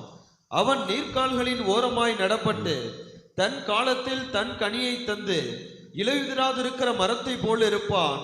அவன் செய்வதெல்லாம் வாய்க்கும். இங்கு பார்க்கும் பொழுது நாம் கனிகளுள்ள ஒரு ஜீவியம் செய்ய வேண்டும் என்றால், நம்முடைய வாழ்க்கையானது செழிப்பாக இருக்க வேண்டும் என்றால், நாம் ஆவியின் கனிகளை பெற்று ஆவிக்கிய ஜீவியத்திலே செழித்தோக வேண்டும் என்றால், நாம் கர்த்தருடைய வீதத்திலே பிரியமாக இருந்து இரவும் பகலும் அதிலே தியானமாய் காணப்படும் பொழுதுதான் நாம் இலையுதிராதிருக்கிற மரத்தை காணப்பட்டு அவிதமாக தன் காலத்தில் தன் கனியை கொடுக்கிற அந்த மரத்தை போல நம்முடைய ஆவிக்குரிய ஜீவியமானது காணப்படும் என்று பார்க்கும். அவிதமாக தான் பார்க்கும் பொழுது 1706ஆம் ஆண்டிலே அந்த ஜெர்மன் தேசத்திலே அந்த சீகன் பால்கு என்ற ஒரு மனிதர் காணப்பட்டார். 1706ஆம் ஆண்டிலே அந்த சீகன் பால்கு கூட பிறந்தவர்கள் 4 சகோதரிகள் காணப்பட்டார்கள். அவருடைய தாயாரும் அவருடைய தந்தையாரும் அவ்விதமான அந்த 4 சகோதரிகளையும் அந்த சீகன் பால்குவையும் அவர் பக்திக்குள்ளாக வளர்த்தார்கள். ஒரு நாள் அவருடைய தாயார் அவ்விதமாக சுகவீனப்பட்டு அவர் மரிக்கும் சூழ்நிலையிலே கடந்து வந்தபோது அந்த தன்னுடைய 4 குமாரத்திகளையும் அந்த சீகன் பால்கு அழைத்து அந்த தாயார் கூறினார்களாம், நான் உங்களுக்கு எந்த சொத்தும் வைத்து போகவில்லை, என்னுடைய பரிசுத்த வேதாமத்தை நான் கண்ணீரால் நினைத்து ஒவ்வொரு நாளும் நான் படித்தேன். இந்த புஸ்தகத்தையே நான் உங்களுக்கு சொத்தாக தருகிறேன். நான் உங்களுக்கு இந்த உலகத்திலே வைத்து போகிற ஒரு சொத்தும் இல்லை. இதை நீங்கள் படியுங்கள், இதை நீங்கள் தியானியுங்கள். இதன் மூலமாக உங்கள் வாழ்க்கை ஆசீர்வதிக்கப்படும். நான் இந்த உலகத்தை விட்டு கடன் செல்ல போகிறேன் என்று சொல்லி அந்த பரிசுத்த வேதாமத்தை அந்த 4 குமாரத்திகளுக்கும் அந்த சீகன் பாலுக்கும் கொடுத்து அந்த அருமை தாயார் தன்னுடைய கண்களை மூடினார்கள். உடனடியாக அந்த 4 குமாரத்திகளும் சீகன் பாலும் அந்த பரிசுத்த வேதாமத்தை அவர்கள் இரவும் பகலும் படிக்க ஆரம்பித்தார்கள், இரவும் பகலும் தியானிக்க ஆரம்பித்தார்களாம்.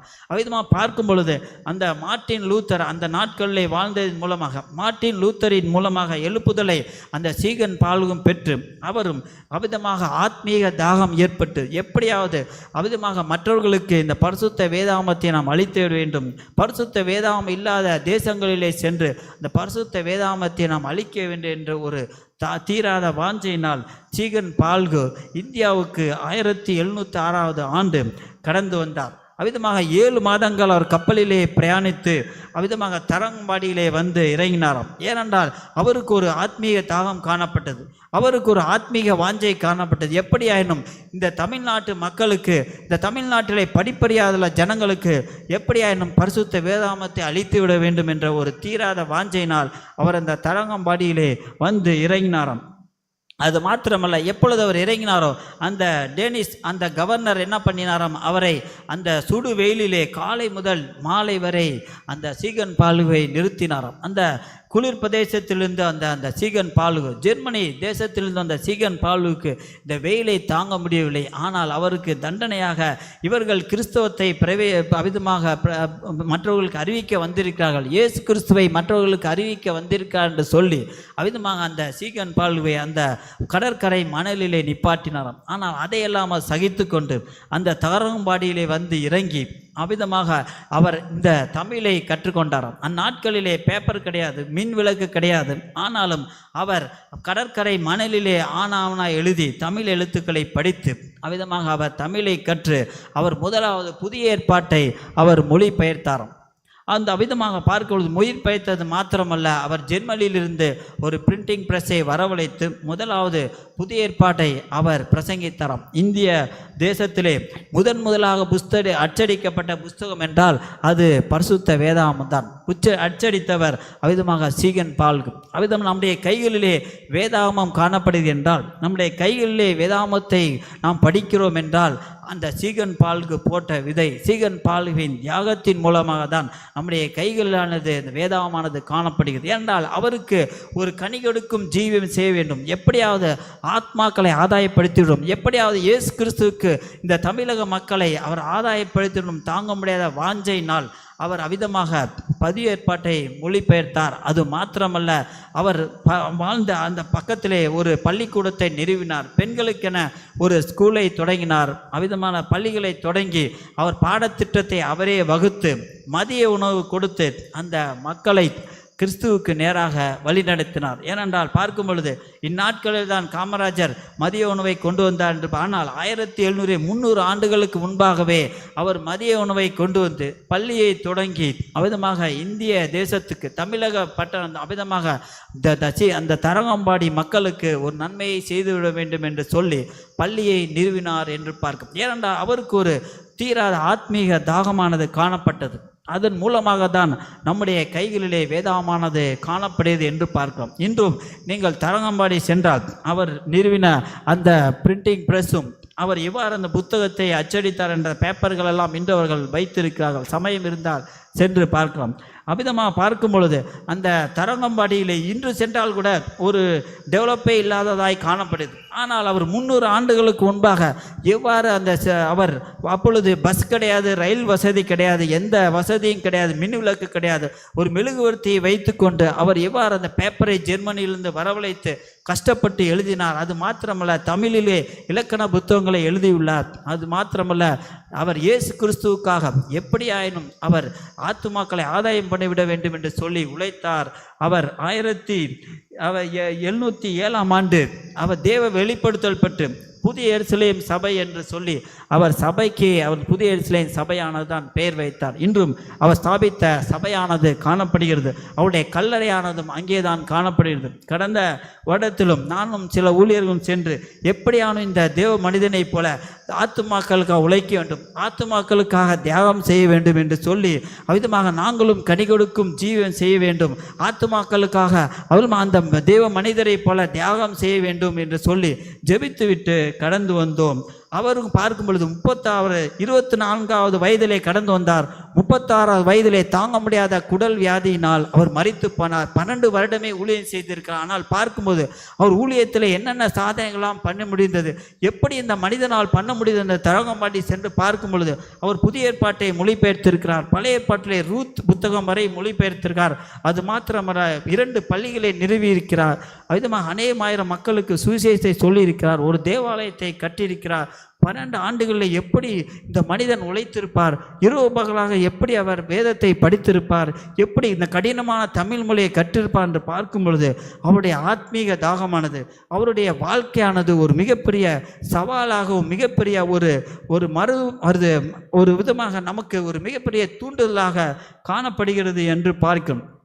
அவ்விதமாக தான் நாமும் அந்த சீகன் பால்குவை போல நாமும் ஒரு கனி கொடுக்கும் ஜீவன் செய்யும் பொழுது நம்முடைய வாழ்க்கையும் நம் மற்றவர்களுக்கு ஆசீர்வாதமாக நம்முடைய வாழ்க்கை ஒருவேளை மற்றவர்கள் நம்மை இவனால் என்ன செய்து விட முடியும், இவர்களால் என்ன செய்து விடும் என்று நினைக்கலாம். ஆனால் கர்த்தர் நம்மிடத்திலே இறங்கி கிரியை செய்யும் பொழுது அந்த ஆவியின் கனிகளானது வெளிப்படும் பொழுது கர்த்தர் நம்மை மற்றவர்களுக்கு ஒரு மிகப்பெரிய ஆசீர்வாதமாக மாற்றுவார் என்று பார்க்கிறோம். அடுத்து பார்க்கும் பொழுது நாம் கர்த்தருடைய வார்த்தையிலே நாம் நிலைத்திருக்கும் பொழுது நாம் அந்த கனி கொடுக்கும் ஜீவியம் செய்யலாம் என்று அப்போஸ்தலனாகிய யோவான் எழுதின சுவிசேஷம் 15ஆம் அதிகாரம் 5ஆம் வசனத்திலும் இவ்வாறு சொல்கிறார். யோவான் 15ஆம் அதிகாரம் 5ஆம் வசனம். நானே திராட்சை செடி, நீங்கள் கொடிகள்.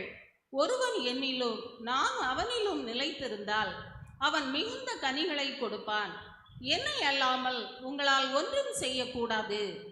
நாம் கனி கொடுக்கும் ஜீவியம் செய்ய வேண்டும் என்றால் இயேசு கிறிஸ்துவுக்களாக நிலைத்திருக்க வேண்டும். அவரை விட்டு நாம் பிசாசுக்கு இடம் கொடாமல் இயேசு கிறிஸ்துவின் வார்த்தைகளுக்காக நிலைத்திருக்கும் பொழுதுதான் நாம் அந்த கனி கொடுக்கும் ஜீவியம் செய்ய வேண்டும். ஒருவேளை அவருடைய வார்த்தைக்கு நாம் மீறுதல் செய்து அந்த இயேசு கிறிஸ்துவை நாம் புறந்தொள்ளி நம்முடைய எஜமான இயேசு கிறிஸ்துவுக்கு விரோதமாக நாம் பாவம் செய்தோம் என்றால் நாம் அந்த கனி கொடுக்கும் ஜீவியம் செய்ய முடியாது. நாம் மிகுந்த கனிகளை கொடுக்க வேண்டும் என்றால் அவருடைய வார்த்தைகளுக்கு நாம் கீழ்ப்படிய வேண்டும், அவருடைய வார்த்தைகளுக்கு நாம் இடம் கொடுக்க வேண்டும். அவர் வார்த்தைகளை நாம் கடைபிடித்து ஜீவிக்கும் பொழுதுதான் நாம் அந்த கனி கொடுக்கும் ஜீவியம் செய்ய வேண்டும். அதற்கு மாறாக இந்த உலகப்பிரமான மக்களின் மீது நாம் நாட்டம் கொண்டு இந்த நம்முடைய உலகப்பிரமான அவிதமான வேஷங்களின் மீது நாம் நாட்டம் கொண்டு உலக வாழ்க்கைக்கு நேராக நாம் கடந்து செல்லும் பொழுது அந்த கனிகளற்ற அந்த அந்தகார கிரியைகள் நமக்கு நேராக தலை தூக்கும் என்று பார்க்கும். அது மாத்திரமல்ல, இந்த உலகப்பிரமான அந்த புறஜாதிகளுடைய மார்க்கத்தை நாம் கற்றுக்கொள்ளாமல் அந்த பரிசுத்தத்தை காத்து கொள்ளும் பொழுதுதான் அந்த கனிகளற்ற அந்த அந்தகார கிரியைகள் நம்மிடத்திலே தலை தூக்காமல்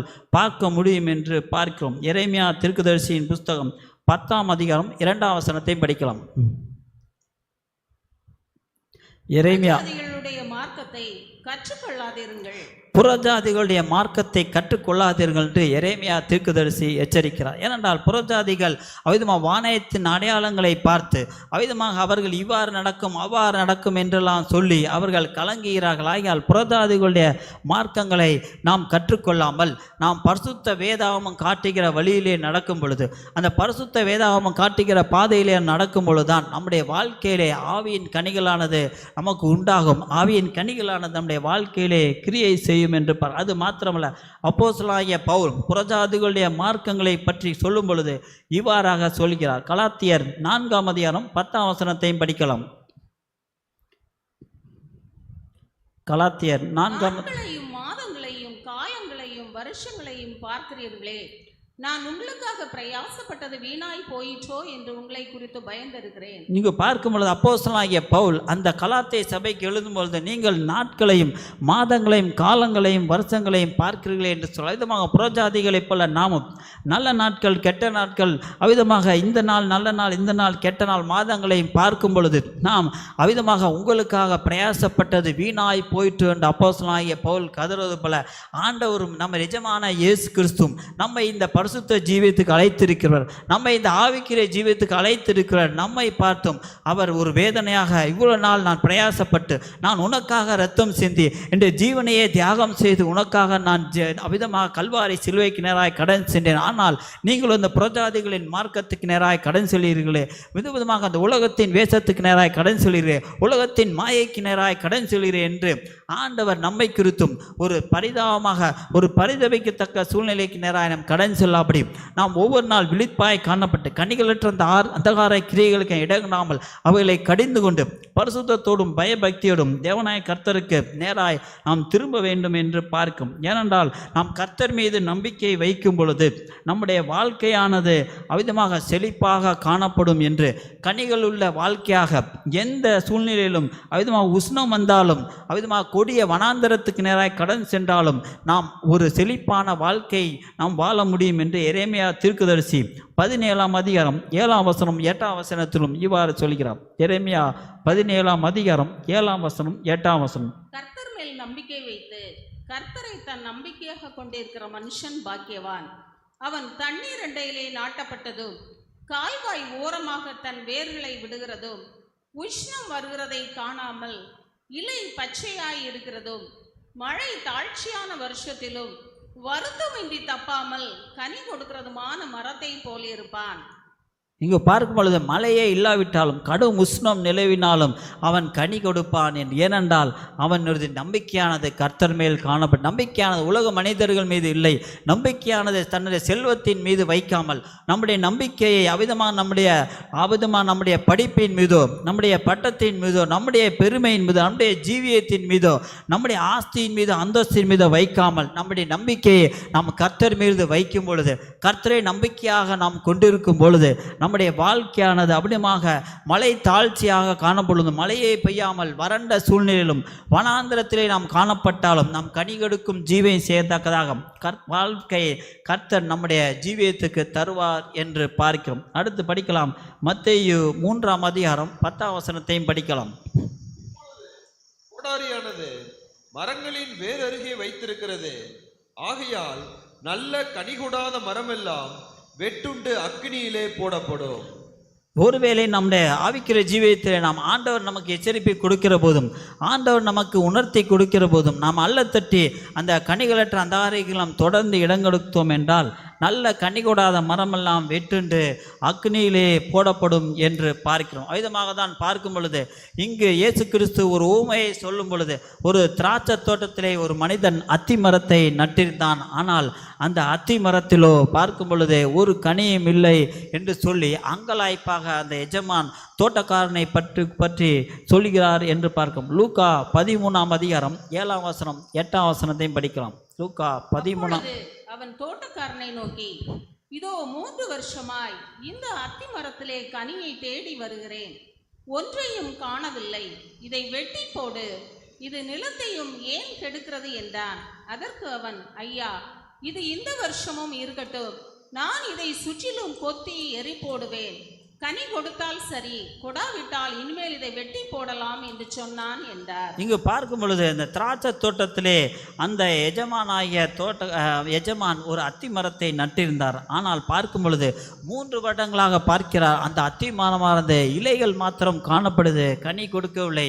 உடனடியாக அதை வெட்டி போடுன்னு சொல்லவுடன் தோட்டக்காரன், ஐயா, நான் இந்த வருடம் இருக்கட்டும், இதற்கு நான் கொத்தி எரு போடுவேன், அது ஒருவேளை கனி கொடுத்தால் வைப்போம் என்று ஆனால் ஒருவேளை நம்முடைய வாழ்க்கையிலே ஆவியின் கனிகளற்ற ஆவிக்குரிய ஜீவமானது காணப்படுகின்றால், கனிகளற்ற அந்த பரிசுத்த ஜீவமானது காணப்படுகின்றால், நம் எஜமான இயேசு கிறிஸ்து பிதாவின் வலது பார்சத்திலே உட்கார்ந்து நமக்காக பரிந்து பேசுகிறவா காணப்படும். ஐயா, இந்த ஆத்துமா இந்த வருடம் இருக்கட்டும், மீண்டும் எப்படியாவது கனி கொடுக்குமா என்று பார்க்கிறேன் என்று சொல்லி இயேசு கிறிஸ்து நமக்காக பிதாவிடத்திலே பரிந்து பேசுகிறவா காணப்படுகிறார். ஒருவேளை நான் கொத்தி எரு போட்டு எப்படியாவது இந்த மரத்தை கனி கொடுக்க செய்வேன் என்று சொல்லி இயேசு கிறிஸ்து நமக்காக அவர் பிதாவிடத்திலே பரிந்து பேசுகிறவராக, நமக்காக அவர் வேண்டுதல் செய்கிறவராக காணப்படுகிறார். பரிசுத்த ஆவியானவர் எப்படியாவது இந்த ஆத்மா கனி கொடுக்கும் ஜீவன் செய்துவிடும் என்று நாம் ஜெபிக்கும் போதெல்லாம் வாக்கு கடங்காத பெருமூச்சுகளோடு ஆண்டவர் ஆவியானவர் நமக்குள்ளாக ஜெபிக்கிறார். ஆனால் அந்த ஆவியானவரின் சத்தத்தை கேட்டு அந்த ஆண்டவருடைய இருதயத்தை அறிந்து நாம் அந்த கனி கொடுக்கும் ஜீவியத்துக்கினராய் திரும்பொழுதுதான் கர்த்தர் நாம் அந்த மரத்தின் மீது பிரியப்படுவார். பரவாயில்லை, இந்த மரமானது கனிகளை கொடுக்கிறது, என்னுடைய சந்தோஷத்தை நிறைவேற்றி விட்டது என்று ஆண்டவர் நம்முடைய ஆவிக்குரிய ஜீவத்தை பற்றி பெருமை கொள்வார். ஒருவேளை நாம் மேட்டிமை கொண்டு நாம் மீண்டுமாய் துணிகரமாய் பாவம் செய்தோம் என்றால் அவ்விதமாக பார்க்கும்போது அடிக்கடி கடிந்து கொள்ளப்பட்டும் அவ்விதமாக நாம் தேவனாய கர்த்தரிடத்திலே மனம் திரும்பாமல் போனால் சகாயமின்றி சடிதிலே நாசமடைவான் என்று திருவசனம் எச்சரிக்கப்படியால் நாம் தேவனாய கர்த்தர் நம்மை கடிந்து கொள்ளும்போது தேவனாய கர்த்தர் நமக்கு சிற்றைகளை அனுமதிக்கும் போது மீண்டுமாய் ஆண்டவரிடத்திலே மனம் திரும்ப வேண்டும் என்று பரிசுத்த ஆவியானவர் நமக்கும் சொல்கிறார். நல்ல கனிகொடா மரங்களெல்லாம் வெட்டுண்டு அக்கினியில் போடப்படும். நல்ல கனிகொடா மரங்களெல்லாம் வெட்டுண்டு அக்கினியில் போடப்படும். ராஜா வருகிறார் ஆயத்தமாவோம், ராஜா வருகிறார் ஆயத்தமாவோம். இயேசு வருகிறார் எதிர்கொண்டு செல்வோம், இயேசு வருகிறார் எதிர்கொண்டு செல்வோம். பள்ளங்கள் எல்லாம் நிரம்பிட வேண்டும், மலைகள் குன்றுகள் தகர்ந்திட வேண்டும். கோணலானவை நேராகணும், கரடானவை சமமாகணும். ராஜா வருகிறார் ஆயத்தமாவோம், ராஜா வருகிறார் ஆயத்தமாவோம். இயேசு வருகிறார் எதிர்கொண்டு செல்வோம், இயேசு வருகிறார் எதிர்கொண்டு செல்வோம். பள்ளங்களை நிரம்பிட வேண்டும், மலைகள் குன்றுகள் தகர்ந்திட வேண்டும். கோணலானவை நேராகணும், கரடானவை சமமாகணும். ஹல்லேலூயா. இயேசு கிறிஸ்து மீண்டுமாய் நியாயாதிபதியாய் வரப்போகிறபடியால், இயேசு கிறிஸ்து மீண்டுமாய் அவிதமாக அவர் வரப்போகிறபடியால் நாம் அவருக்காக கனி கொடுக்கும் ஜீவியம் செய்து புத்தியுள்ள கனிகளைப் போல நம்முடைய வாழ்க்கையானது காணப்படும் பொழுது அந்த பரிசுத்த ஆவியான் வல்லமைக்குள்ளாக நிறைந்து ஆவியின் கனிகளோடு காணப்படும் பொழுதுதான் நாம் ராஜாவுக்கு நேராக எதிர்கொண்டு செல்ல முடியுமே ஒழிய கனிகளற்ற அந்த ஆரைக்கெல்லாம் இடம் கொடுத்து நாம் அவிதமாக அன்பு குறைவு இல்லாமல் காணப்பட்டு சந்தோஷம் இல்லாமல் சமாதானம் இல்லாமல் அவிசுவாசத்துக்கு இடம் கொடுத்து அவிதமாக இச்சையடக்கம் இல்லாமல் காணப்படும் பொழுது நாம் அந்த ராஜாவின் வருகையிலே எதிர்கொண்டு செல்ல முடியாது. ஏனென்றால் கனி கொடாத மரமெல்லாம் விட்டுண்டு அக்கினியிலே போடப்படும் என்று பரிசுத்த ஆவியான் எச்சரிக்க முடியாது. நாம் அந்த கனி கொடுக்கும் ஜீவியம் செய்து அந்த இயேசு கிறிஸ்துவின் வருகையிலே எடுத்துக்கொள்ளப்படத்தக்கதாக, இயேசு கிறிஸ்துவின் வருகையிலே காணப்படத்தக்கதாக நாமும் முன்னேறி செல்ல வேண்டும் என்று ஆவியானவர் தாமே செல்கிறார். ஒருவேளை நம்முடைய ஆவிக்குரிய ஜீவியத்திலே நமக்கு கோபம் காணப்படுகிறது என்றால் இயேசு கிறிஸ்து ஆவியின் கனிகளின் மொத்த திருவுருவமாக காணப்படுகிறார். ஒருவேளை நம்மால் அடக்க முடியாத கோபம் ஏற்படுகின்றால் நாம் இயேசு கிறிஸ்துவை நோக்கி ஜெபிக்கலாம். இயேசுவே சாந்தத்தின் திருவுருவே நண்டை வாரும். ஒருவேளை நமக்கு இச்சை காணப்படுகின்ற என்றால் இச்சையை மேற்கொள்ள வேண்டால் இயேசுவே இச்சையடக்கத்தின் திருவுருவே நண்டை வாரும் என்று நாம் இயேசுவை நோக்கி ஜெபிக்கலாம். ஒருவேளை நம்ம மேட்டிமை உண்டாகின்றால் இயேசுவே தாழ்மையின் திருவுருவே என் நண்டை வாரும், என்னில் வெளிப்படுத்தும் அவிதமாக என்று நாம் இயேசு கிறிஸ்துவை நோக்கி ஜெபிக்கும் பொழுது அவர் ஜனங்களின் பாவங்களை நீக்கி ரட்சிக்க வல்லவராய் இருக்கபடியால் நமக்கு அந்த ஆவியின் கனிகளை தரவும் அவர் வல்லவராய் காணப்படும். நமக்கு தேவையானது வாஞ்சியோடு ஆண்டவரை தேடும் பொழுது, மனம் திரும்புதலுக்கு கேட்ட இருதயத்தோடு தேடும் பொழுது, மனம் திரும்புதலுக்கு இருதயத்தோடு தேவனாய கர்த்தரை தாவீதை போல நாடும் பொழுது தேவனாய கர்த்தர் தாமே நம்முடைய வாழ்க்கையிலும் நமக்கு ஒரு மிகப்பெரிய ஆசீர்வாதத்தை தர வல்லவராய் காணப்படுகிறார். ஆகையால் நாம் ஒவ்வொரு நாளும் கனியற்ற அந்தாரிக்கில் இடம் கொடுக்காமல் ஆவியின் கனிகளுக்கு விரோதமான பிரமாணம் நம்முடைய வாழ்க்கையிலே காணப்படுகிறதா என்று நாமே சோதித்து பார்த்து தாவீதை போல மனம் திரும்பி வேதத்திலே தியானமாக காணப்பட்டு அது மாத்திரமல்ல கர்த்தர் மேல் நம்ம நம்பிக்கையை அவிதமாக வைத்து நாம் இந்த ஆவிக்குரிய ஜீவியத்திலே காணப்படும் பொழுது கர்த்தர் நம்மையும் கனிதரும் மரமாக கனிதரும் திராட்சை கொடியாக மாற்றி இந்த ஆவிக்குரிய ஜீவியத்திலும் பரிசுத்த ஜீவியத்திலும் தொடர்ந்து முன்னேற கிருபை செய்வார். அல்லேலூயா. மீண்டுமாய் படிக்கலாம். மத்தேயு 3 அதிகாரம் 8 வசனத்தையும் படிக்கலாம். மனந்திரும்பலுக்கு ஏற்ற கனிகளை கொடுங்கள். ஆபிரகாம் எங்களுக்கு தகப்பன் என்று உங்களுக்குள்ளே சொல்லிக்கொள்ள நினையாதிருங்கள். தேவன் இந்த கல்லுகளினாலே ஆபிரகாமுக்கு பிள்ளைகளை உண்டு பண்ண வல்லவராயிருக்கிறார் என்று உங்களுக்கு சொல்லுகிறேன். மனந்திரும்பலுக்கேற்ற கனிகளை கொடுங்கள் என்று ஆவியானவர் நமக்கு இந்த வார்த்தை கொடுத்திருக்க. தேவனாய கர்த்தர் அந்த ஆவியானவர் சபைகளுக்கு சொல்லுகிறதை காதுள்ளவன் கேட்க கடவன் என்று பரிசுத்த ஆவியானவர் சொல்லுகிறபடியால் அந்த பரிசுத்த ஆவியானவரின் வார்த்தைக்கு கேட்டு நாமும் மனந்திரும்பலுக்கேற்ற கனிகளை கொடுக்கும் ஜீவியத்தோடு நாம் ஒவ்வொரு நாளும் காணப்பட்டு பரிசுத்த ஜீவியத்திலும் ஆவிக்கிற ஜீவியத்திலும் நாம் தொடர்ந்து முன்னேறி கர்த்தரின் வருகையிலே காணப்படுவோம். கர்த்தர் நம்முடைய ஆவிக்கிற ஜீவியத்திலும் பெரிய காரியங்களை செய்வார். அல்லேலூயா. தேவனாய கர்த்தர் தாமே இந்த வார்த்தைகளை ஆசீர்வதிப்பாராக. ஆமென். அல்லேலூயா. ஹல்லேலூயா. எல்லாரும் முழங்கால் பண்ணிடுவோம். இந்த மாதத்தில் முதல் வாரத்திலே அவருடைய சன்னிதானத்தில் அழைத்து வந்து நம்மோடு கூட அருமையான ஊழியக்காரர் மூலமாக தேவன் இந்த நாளிலே பேசியிருக்கிறார். ஹல்லேலூயா. அல்லேலூயா. நம்முடைய வாழ்க்கையிலே ஆவிக்குரிய ஜீவியத்திலே நாம் பல ஆண்டுகளாக இருந்தாலும் கூட தேவன் இந்த நாளில் நம்மிடத்தில் எதிர்பார்ப்பது மனம் திரும்புதலுக்கு ஏற்ற கனியை எதிர்பார்க்கிறார். ஹல்லேலூயா. ஹல்லேலூயா. நான் தேவனுடைய பிள்ளை, நான் தேவனுடைய ஊழியக்காரன், நாம் ஆபிரகாமின் பிள்ளைகள் போல நான் விசுவாசித்து நடக்கிறேன் என்று நாம் சொன்னாலும் நாம் மனம் திரும்புதலுக்கு ஏற்ற கனிகளை, மனம் திரும்புதலுக்கேற்ற பரிசுத்த வாழ்க்கை, விசுவாச வாழ்க்கை நம்முடைய வாழ்க்கையிலே அறகுறையாக இருந்து கொண்டு கோபங்கள், எரிச்சல்கள், பாவங்கள், இச்சைகள், கனி கொடுக்காத வாழ்க்கை இந்த உலகத்திலே நான் காணப்பட்டோமானால் நம்முடைய வருகையிலே, அவருடைய வருகையிலே நான் எடுத்துக்கொள்ள முடியாது. பூர்ணமான இயேசுவின் அன்பை நீங்கள் பாருங்கள், பூர்ணமான அவர் பரிசுத்தத்தை பாருங்கள், பூர்ணமான அவருடைய மன்னிப்பை பாருங்கள்.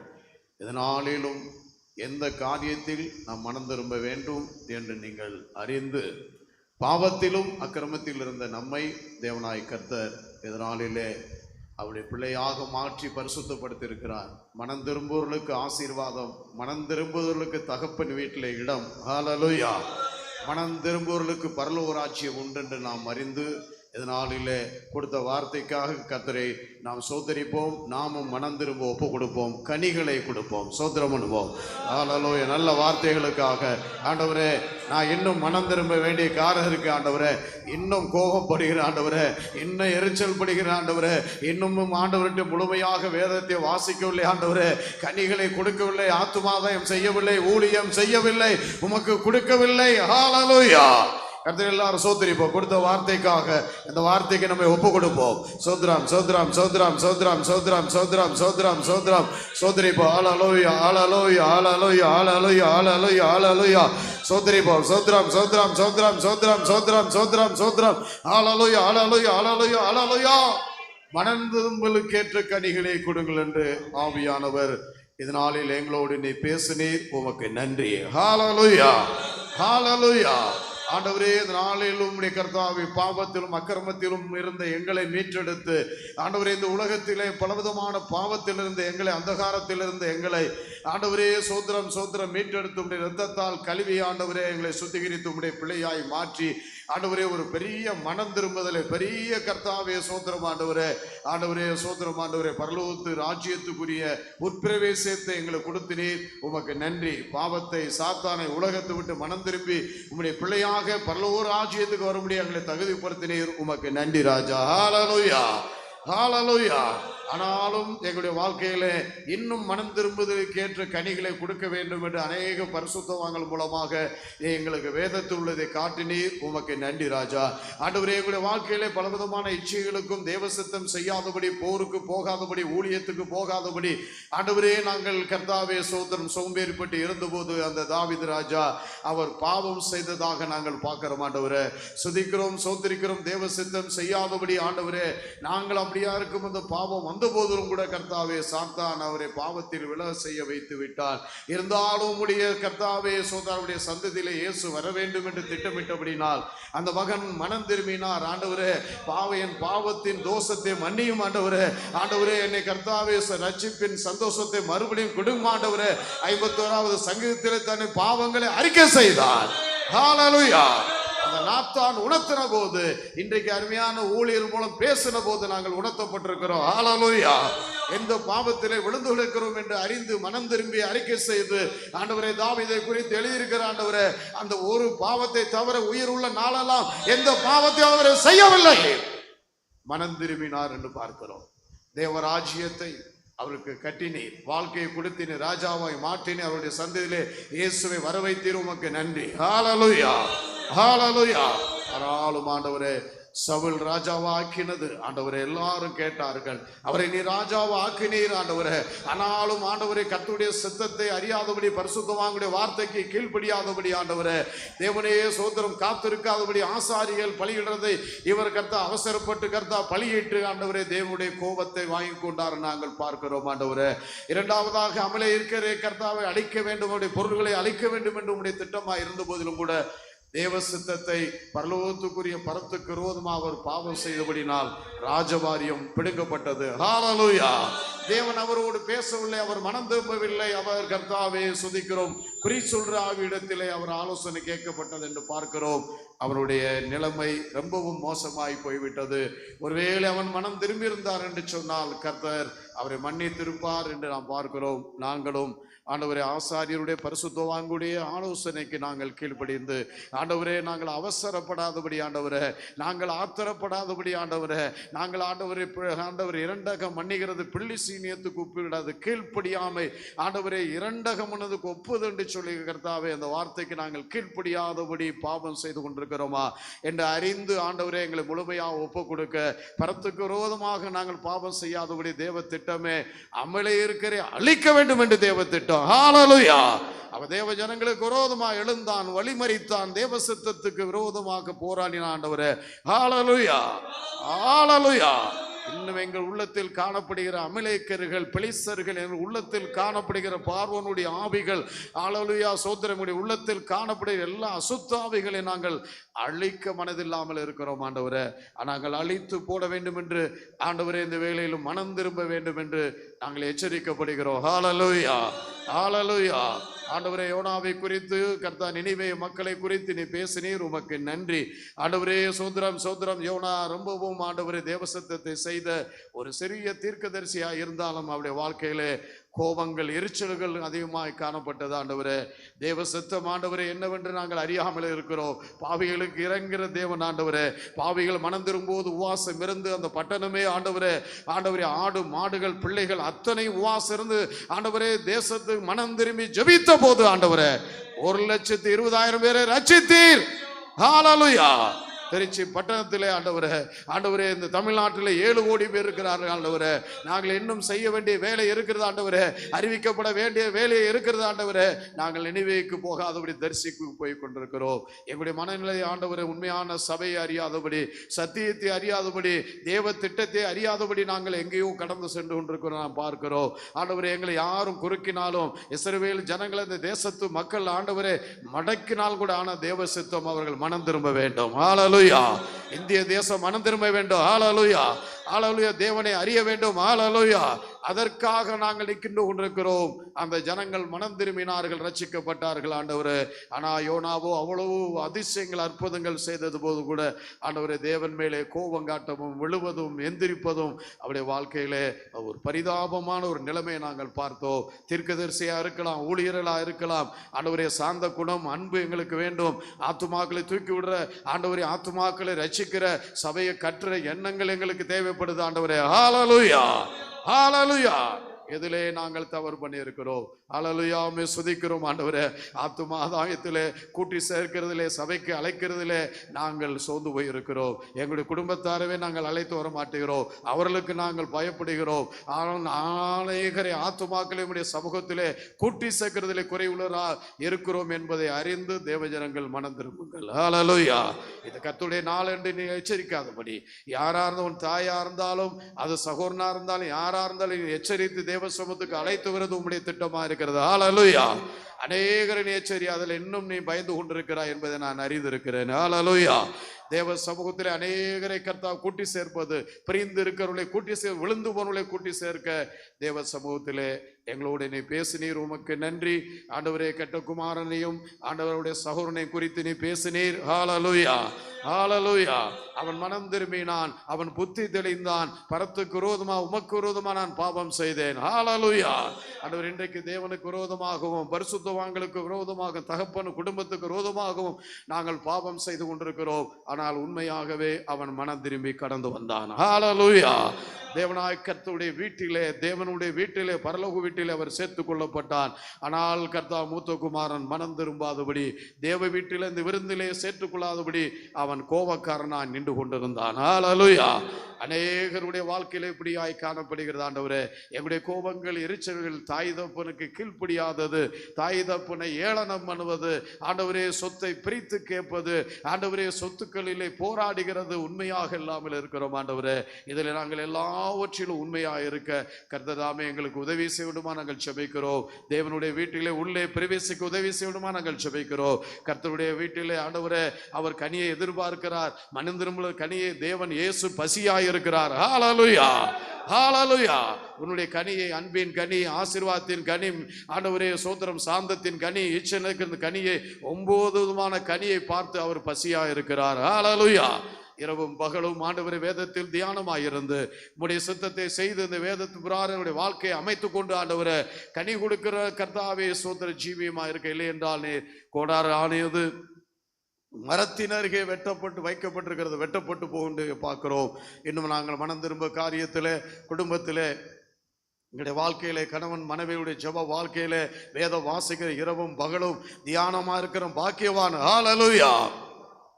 அவன் நேர்காரங்களில் மூலமா நடைபெற்று தன் காலத்தில் கனியை தருவான் எழுதியிருக்கிறீர் ஆண்டவரே. அப்படியா வேதத்தை நாங்கள் மதித்து, உபதேசத்தை மதித்து ஆண்டவரை இன்னும் அதிகமாக கனி கொடுத்து உம்முடைய சித்தம் செய்ய உடைய வருகையிலே உம்முடைய பிள்ளைகள் எடுத்துக்கொள்ள உதவி செய்யுமா நாங்கள் ஜெபிக்கிறோம். ஹல்லேலூயா. ஹல்லேலூயா. ஹல்லேலூயா. ஹல்லேலூயா. நாளிலே எங்களை உடைத்து ஒரு விஷயம் ஒப்பு கொடுக்கிறோம் ஆண்டவரே. அருமையான செய்து கொடுத்த உடைய தாம்சனை ஆசீர்வதிங்க. அவருடைய கர்த்தாவே மனைவியை ஆசீர்வதிங்க ஆண்டவரே. தேவனுடைய சமூகத்திலே நாங்கள் 10 ஆண்டுகளாக அவருக்காக ஜெபித்தோம் ஆண்டவரே. இந்த இடத்தில் நின்று அவர் செய்து கொடுக்கும்படியாக நீ உதவி செய்தீர். இப்படியாக நாங்கள் ஜெபித்து கொண்டிருக்கிற எல்லாரும் வந்து தேவாலயத்தில் சேரட்டும் ஆண்டவரே. ஹல்லேலூயா. மனம் திரும்பட்டும். ஹல்லேலூயா. விட்டு கொடுத்தல் ஆண்டவரே, போட்டி, பொறாமைகள், எரிச்சல்கள், சபையை போற்றுத காரியங்கள் எல்லாவற்றிலும் ஆண்டவரே அவர்கள் மனம் திரும்பி தேவ சமூகத்திலே கடந்து வரட்டும். சோத்ரம் சோத்ரம் சோத்ரம். நாங்கள் ஒரே மந்தையா, ஒரே மேப்பனாக மாறட்டும். ஹல்லேலூயா. உடைய வருகைக்காக எங்களை ஆயத்தப்படுத்தும். வந்திருக்கிறவர்களே உங்களுடைய அன்பினாலே, உங்களுடைய கனியினாலே, உங்களுடைய ஆசீர்வாதத்தினாலே நிரப்பும், ஆசீர்வதியும். எல்லா துதிகரமையாக எடுத்துக்கொள்ளுங்க. இயேசு கிறிஸ்து நாமத்தினால் ஜெபிக்கிறோம் பிதாவே. ஆமென். ஹல்லேலூயா. ஹல்லேலூயா. ஹல்லேலூயா.